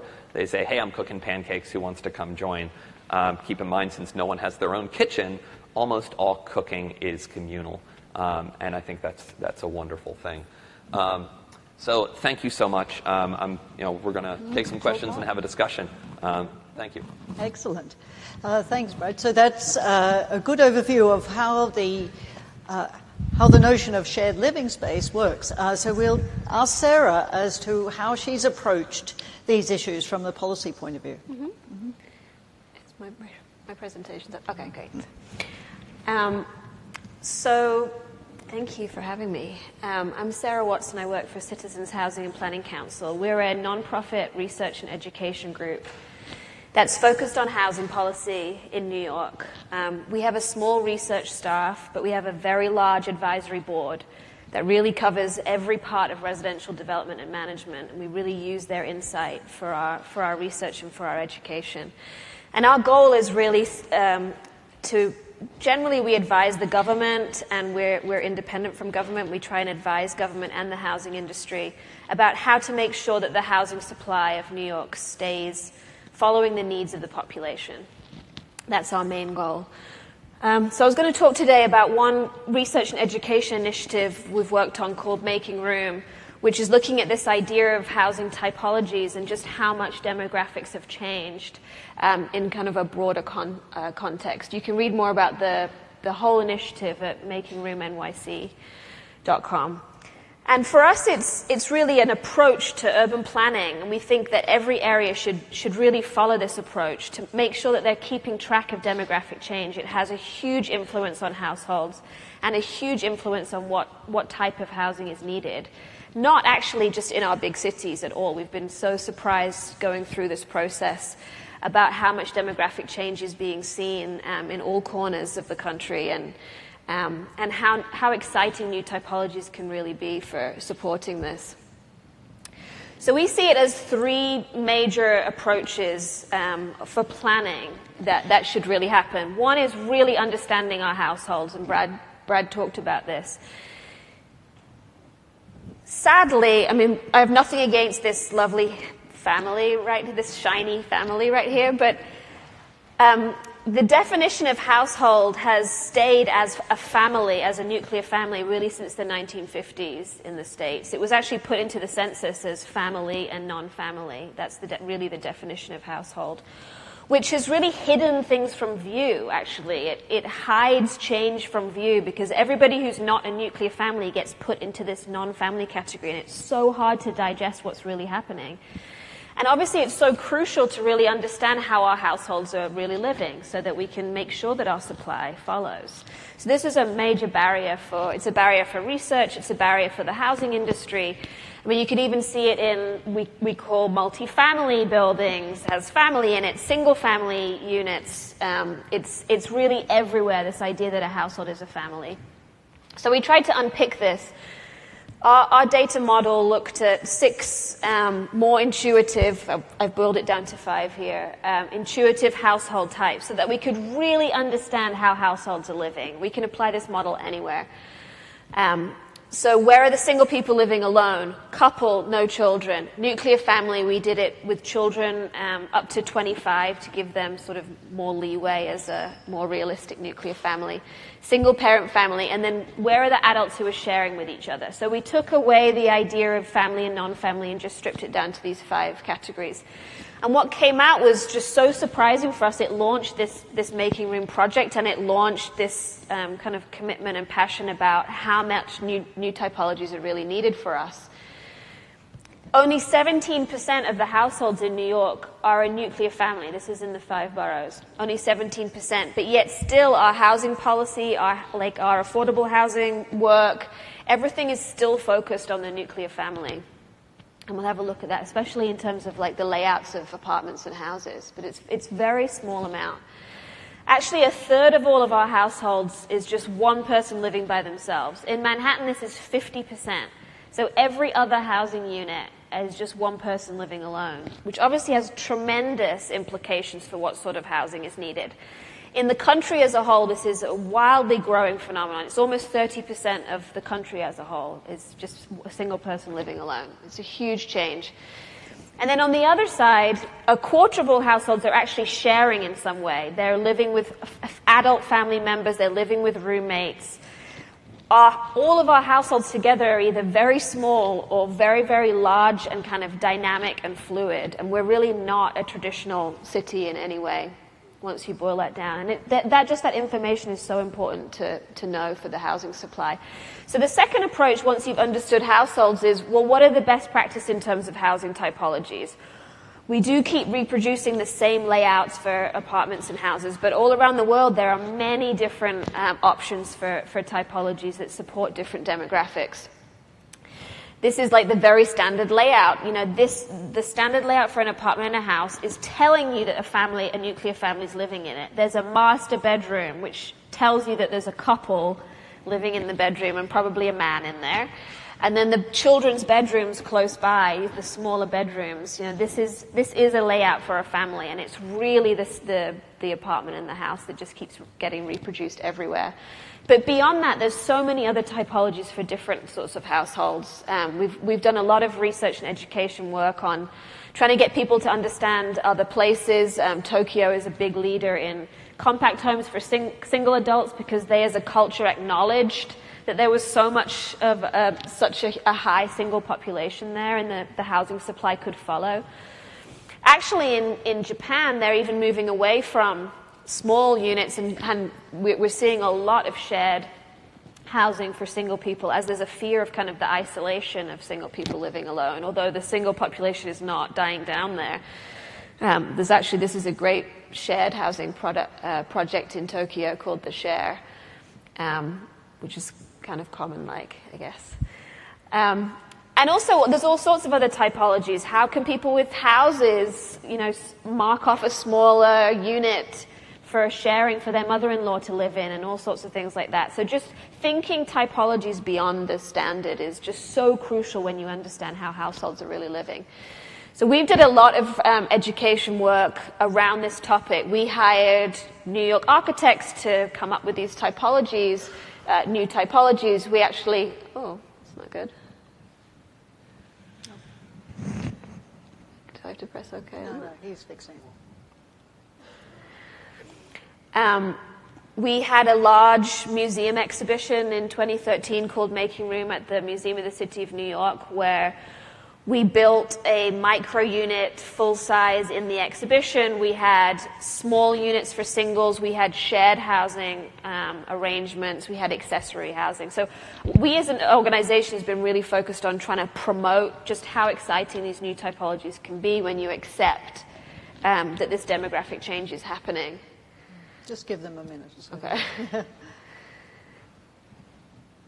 Yeah, this was the exhibit. So we had examples from around the country of architects and developers really following this demographic change. We had shared housing models there.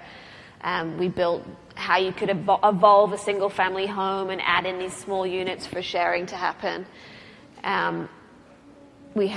This was the micro unit that we built in the exhibition. If I have a better picture of that. We were lucky enough to have Mayor Bloomberg come and tour the exhibition, which really helped us from a policy perspective. That's great advocacy when the mayor can come to your exhibition. And so the third approach, once you've accepted these, is that we do have to reform regulations. Regulations are behind the times. They're old-fashioned. And the difficult thing with housing regulations is once they're written, they're set in stone. And then everything just continues from there. It's so hard to get rid of them. And it's not just regulatory barriers, but like financial barriers too, which Brad can talk about more. But there's old-fashioned sensibilities and old-fashioned values about how people are living really holds the housing unit behind. It holds it backwards. So reform is crucial once we've acknowledged those other two stages. You can see the housing stock of New York. Like, we have a very standard stock. It's predominantly 2-bedroom and 3-bedroom apartments and houses across the 5 boroughs. Yet we know if you see the small pies, the studios and the 4s or more, we saw that actually the predominant households are either small or very large. But yet we just have such a standard floor plate. And the reason is rules.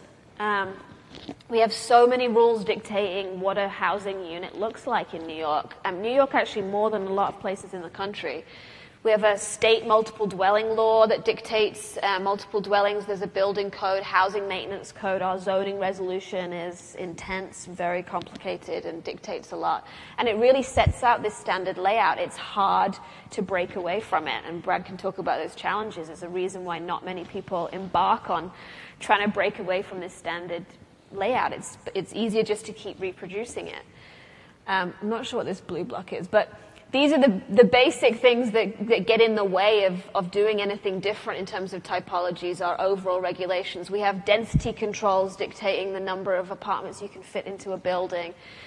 We have minimum unit sizes. We have minimum room sizes. I mean, if you're building affordable housing, there is even design requirements for every room of like how much furniture you have to fit in, the unit mix of a building. We still have occupancy rules on our books in New York, actually in all of the regulations that dictates that no more than 3 people can share with each other. This is like one of the old-fashioned definitions that we still have on the books. No more than 3 unrelated people sharing. These occupancy rules are different in many different areas, but the impact of them is really holding back housing options. So again, I don't know what these blocks are, but we luckily got the Bloomberg administration excited about this idea and excited about this approach, and so our Making Room project inspired the My Micro pilot, and the idea was, okay, we acknowledge that these are the households. We have a huge single population in New York. We acknowledge that there are best practice typologies, especially compact homes for singles. So we will waive some parts of regulations and see what the result is. So they waived minimum unit size, they waived density controls for this project, and we saw the video. It's basically being occupied right now, this building on East 27th Street in Manhattan. We also managed to... What's happened to my reading there? We managed to get a chapter in the housing plan, which is basically ensure that our housing supply keeps up with demographic change, which is huge from a policy perspective and does show that there's more sort of acceptance of this approach.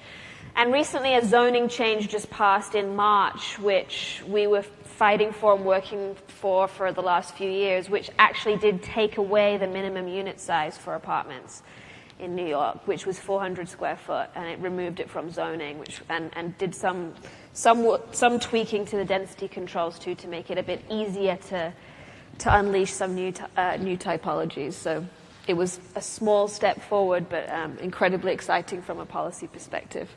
So we continue to fight for this approach, and we believe that this approach should actually happen everywhere as a real planning tool.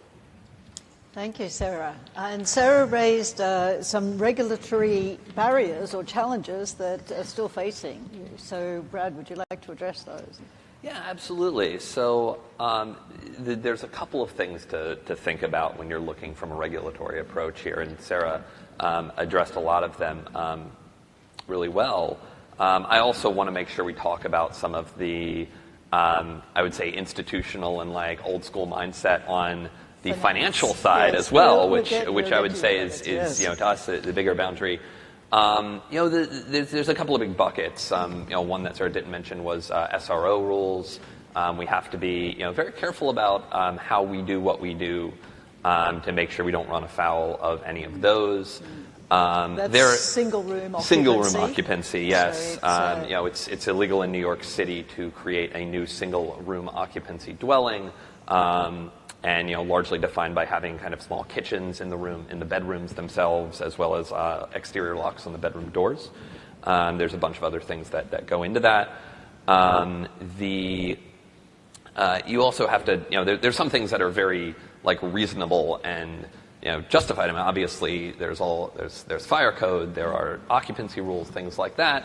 Some of which are okay, some of which I'm completely in agreement with. That something, when you are occupying at a higher density, you need the appropriate means of egress. You need adequate, fire control, sprinklers, et cetera. There are certain things you need when you are building at a higher density that make a lot of sense. From our perspective, there's, you mentioned the 3 unrelated individuals rule. Our viewpoint on that, in some cases we do have more than that. In some cases we don't. An identical rule was struck down by the New York State Supreme Court in 1989. It's been unenforced since then. So there are certain ways you can look at some of this stuff. It's really about the risk you're willing to take and the risk you're not willing to take. Anything around the safety of our members, anything around illegal or unpermitted construction, obviously we do not do. But yeah, there are obviously regulatory challenges. I would say the biggest challenges that we face are really around getting institutional developers and banks to understand that the banks are underwriting typically either the construction loan or the long-term permanent takeout financing, which is effectively our developers' exit. Getting them to understand that these demographic trends are not just a flash in the pan, are not going to suddenly reverse and all of a sudden people are going to be living in nuclear families in New York City again at scale. That's actually the biggest hurdle. No one has I think passed on a deal. Or I don't say no one, but I would say of the deals we miss, 90% are due to some misunderstanding of the demographic trends by people who work in a bank and live in Fairfield County, Connecticut, and have no idea what's going on, versus serious concern about the regulatory environment. Though obviously there are things that need to change, and there are things we would do different if the regulations were different. So that's kind of how I would think about it. I'm happy to go into more detail. And these things are so slow moving, and we've discovered we've been surprised, and I'm sure you are too, through the whole process of. There's a lot of values associated with all these things. Yes. I mean, since the 50s, a household is a family. The ultimate household in a community is a homeowner family. The idea of it is that they're stable and they contribute to the community, and that's the household that you want. And even in a city like New York, you feel that values kind of filters through to policy discussions and everything. And the backlash against singles living somewhere is constantly surprising to us, especially as 50% of New Yorkers do not live with a spouse or a partner. I mean, this is not like a niche group in any way. And we've heard people say, oh, you don't want singles living in your community, from people who are single. We're like, well, you're single, but people don't see it that way. And anyone can become single overnight, not to be depressing. So it's the value-laden idea about lifestyles is really actually everywhere, and it's what holds these things back. So the idea of singles sharing it veers between it's gentrification or it's yuppies or they're getting drunk or they're causing a nuisance. You hear everything. The community board voted against the micro-unit pilot, which is only 55 units. And I went and testified from an education perspective, and it's the community board itself is 65% single-person households. That's right. It's one of the highest in the city. And they did not want singles in their neighborhood, and they made the government's, the administration signed something to say couldn't be a liquor store in the ground floor. And that they couldn't have guarantors as well, because they didn't want students. So it was, there is these values are kind of, I guess it's the American dream values about what the ideal household is really holds these things back. And it definitely holds things back in terms of these old-fashioned regulations that clearly need reform. and it holds things back in terms of like the institutional thinking, especially on the finance side. It contributes to this fear of something different, but it's so wildly the majority now. Like the families are the minority that it has to hit some tipping point. And I think the tipping point is coming. But so let me just put the specific, from my perspective, the specific outcome of this is that it costs more to live as a single person. When a bank has skepticism about single people living together, that leads to them charging a higher interest rate on their construction loan and on their permanent financing, which means that you have to generate more net income from the building, which means you have to set prices at a certain level. Commons prices range between $1,200 on the low end to $2,800 per month on the high end. And we've gotten 5,000 applications for 100 spots. So there's clearly demand at those price points. And we've been totally full since we opened. But if we had our control and people understood the trends and were listening to you, we would not have to pay so much to the bank. Right. Our developer partners would not have to pay so much to the bank, and our members wouldn't have to pay so much to us. And so much other distortion in the housing market wouldn't happen too, because singles have to band together in housing that was designed for families and actually do crowd out the ability for a family to live there because you add 4 or 5 incomes. So. Yeah. And they're living in places that are most likely illegal and unsuitable, often dangerous. I mean, the numbers, those census numbers are people who really admit they live with roommates. I mean, it's in the hundreds and thousands in New York of people who don't admit it. So it's a gross undercount of just how many people are living not on and the very basics of housing policy. The real reason government got involved in housing in the very first place is to give some sort of fire protection to people and some sort of protection, some sort of lease protection. Like, those are the 2 basics for government being involved in housing. And without acknowledging this demographic trend and providing safe legal options, people don't live with either of those things. That's right. And that's the real danger of it. Exactly. And then addressing the affordability, one of the objectives of Common was that you could live in a location that you otherwise couldn't afford because you were going to occupy a smaller space and share all of those other things. But as it turns out, because of the funding, the extra cost of funding, you're not necessarily. You'd still like to achieve that objective, but it's pushed a little out of reach. It's still cheaper than their own apartment. It's still cheaper than their own apartment. I would say what we've done is ended up going into neighborhoods. Like, our first 2 homes are in Crown Heights. Our third is in South Williamsburg, where you can still innovate a little bit with the housing stock. And we only go into ground-up developments or vacant buildings. We don't go into anything that's already tenanted. And what we've found is that people are willing to sacrifice a lot of private space for better shared spaces, but we have a lot of people who apply to Common in the $800 to $1,200 a month price range that we just can't quite accommodate. And we look at this as people who make between $30,000 and $120,000 a year being radically underserved in the housing market today. Absolutely. If you make under $30,000 or $40,000 a year, you can qualify for various government programs, Section 8. You can go into affordable housing lotteries. If you make more than $120,000 a year, well, the vast majority of housing is built for you. So that kind of middle range where you can't qualify for affordable housing, but you can't really qualify for market rate housing or afford market rate housing. Okay. That is the majority of the working middle class. Right. And that's really who's getting screwed in big cities in America today. Yeah, and if you're single, it's even harder. Double income, no children households are the best off in the housing market. Right. And that's why you see, like, real estate merger relationships in New York. Absolutely. Like, quick, I'm seeing someone, I better move in with them. It's very true. Some people. I call it getting New York married. Exactly. New York. Married to afford New York, exactly. Yes. And so really you're saying on one side we've got the legislative or regulatory restrictions in terms of the physical design of space and requirements and so on.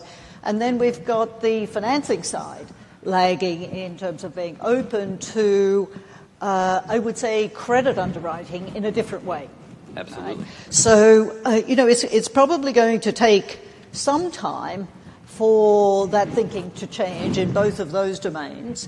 Where would you say you are hopeful that some more encouraging thinking is going to come to facilitate offering these new typologies or forms? I think the micro units is a good place to start. It's why we were happy with it starting as a pilot. I mean, it's a high-end project. It's in Manhattan. It's, there's subsidized units in the building, but otherwise it's a luxury product. So it's not going to get to the housing need that's really there for us. Some form of shared housing, actually in the lower income outer boroughs, is the thing that's needed the most. And hopefully that it all filters down. You have to start with like an aspirational product. So starting with the micro unit building, and across the country there's been a lot that became kind of trendy and became a sort of design phenomenon, and people paid attention to it and actually acknowledged that this population is there.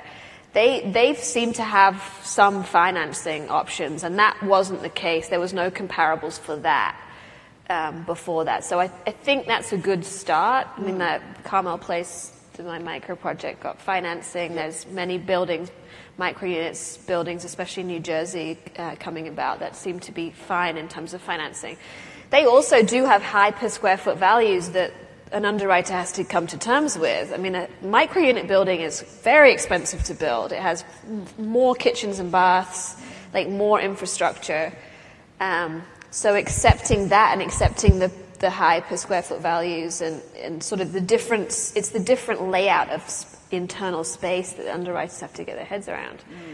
I think starting there is good. Right. I think sharing ends up being harder, and it's definitely and it ends up being harder from a regulatory perspective to get to grips with too. The micro was easier, so I think that's a good place to start.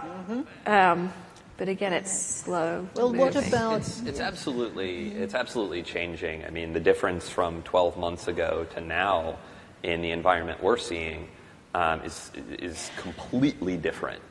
But the question is it happening fast enough to address the fundamental housing issues that are facing major cities? So, I mean, we have some very exciting developments that are coming online in New York, in D.C., and in a couple other cities in 2017 and 2018 that have been able to get financing. As if you have the right developer can get financed. That's happening.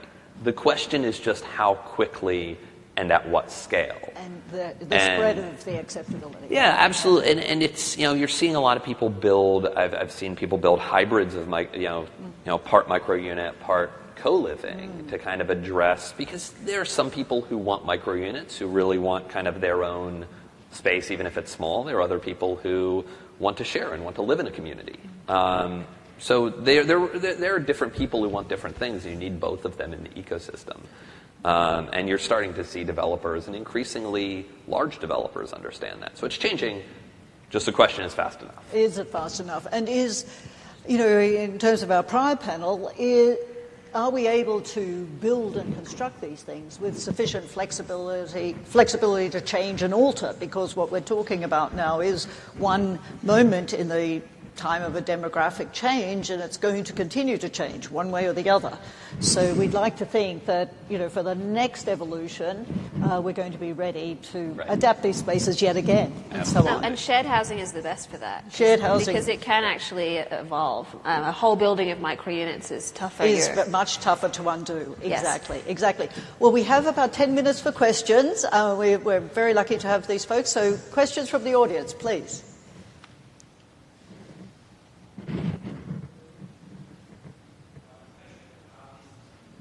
Can you come up to the microphone? Help a bit. Thanks. Hi, I'm actually a project engineer for HVAC. And in New York, a lot of affordable house project. So I really consider about what is the affordable meaning to definition. Because some people told me that is in some building they are even equal affordable, but the it cannot be affordable, Right. something like that. Right. So yeah, the word affordable is a nightmare for the field of housing in general. Strictly speaking, in New York, affordable housing just means that it's subsidized in some way and that it's specifically for a certain income. That's all it means. There is actually a very wide range of incomes that could be accommodated by it. So, and there's a wide range of incomes in New York that don't have housing options. I mean, even if you earn a good salary, you can't necessarily find an apartment in Manhattan. You might be able to find one in Staten Island, but not in Manhattan. So there's a range. So affordable housing, if it's subsidized and for a specific income, it could be between 30% of the median income for the area, which would be low income, or it could actually go up to 165% of the area median income. So you're looking at people who do have salaries in the hundreds and thousands. And that might be something like, to help those people live in Manhattan, it would be that wide range. So it's sadly an annoying word, affordable housing.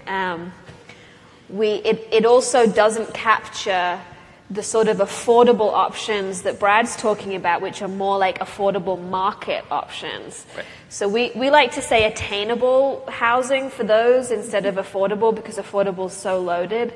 But really, when you're hearing affordable housing in New York, it just means that it's subsidized in some way and it's for a specific income.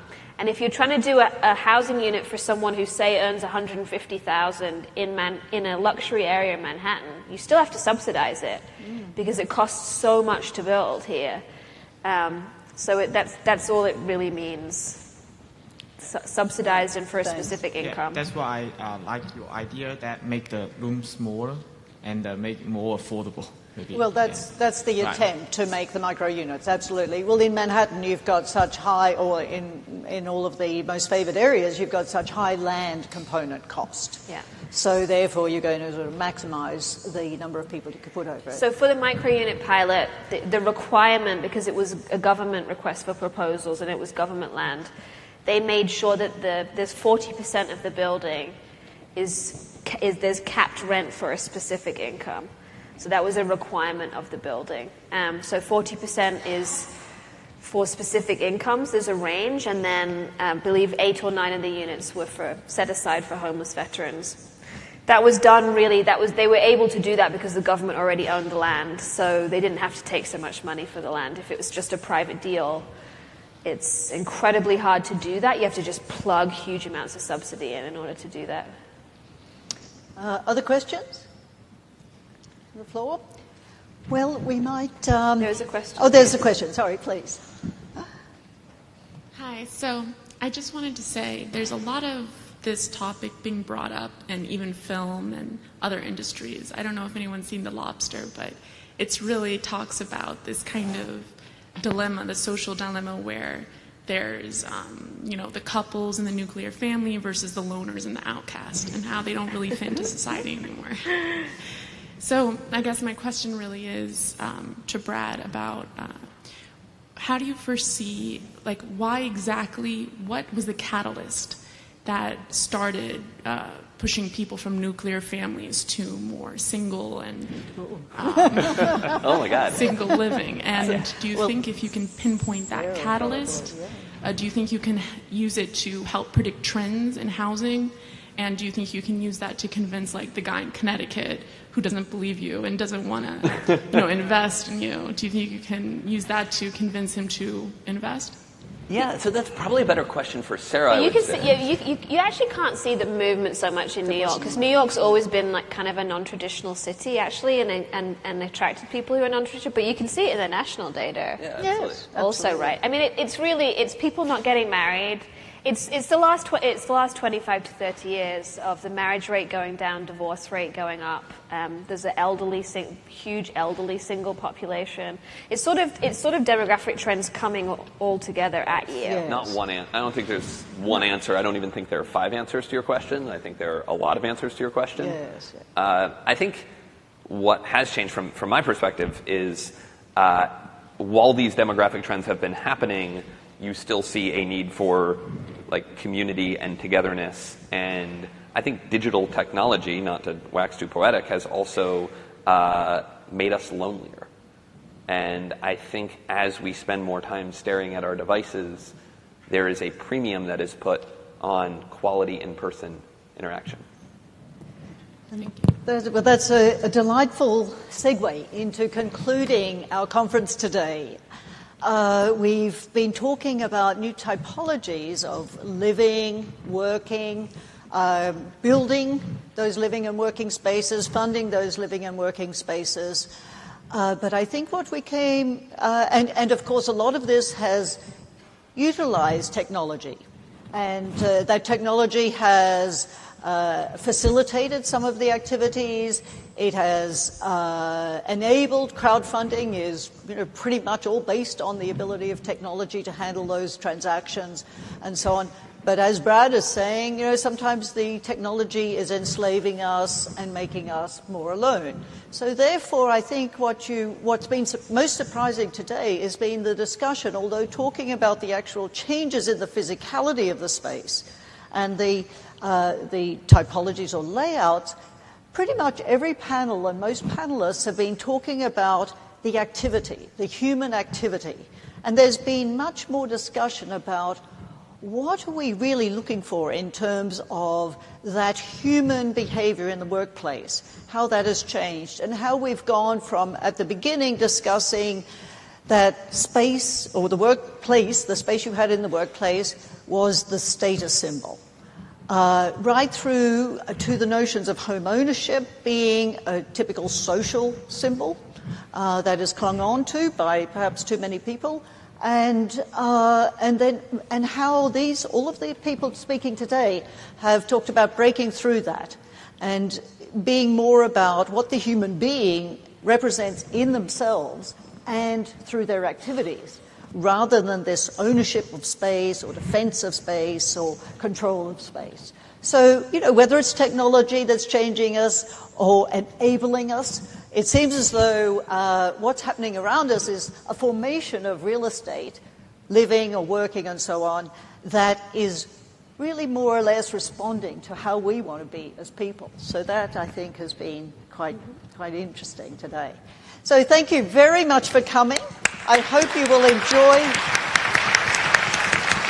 We've got a lot of young budding real estate people, so I hope this is their future, and I hope you've all been inspired. If I could do a little pitch, I teach a housing policy class at CEPA and the spring semester. Absolutely. If there's any students still here next year, I think we can take. I forget the ruls for which classes you can take. No, believe me, they're coming your way from our program. Housing policy in the city. It's called. It's just in the spring semester in CEPA.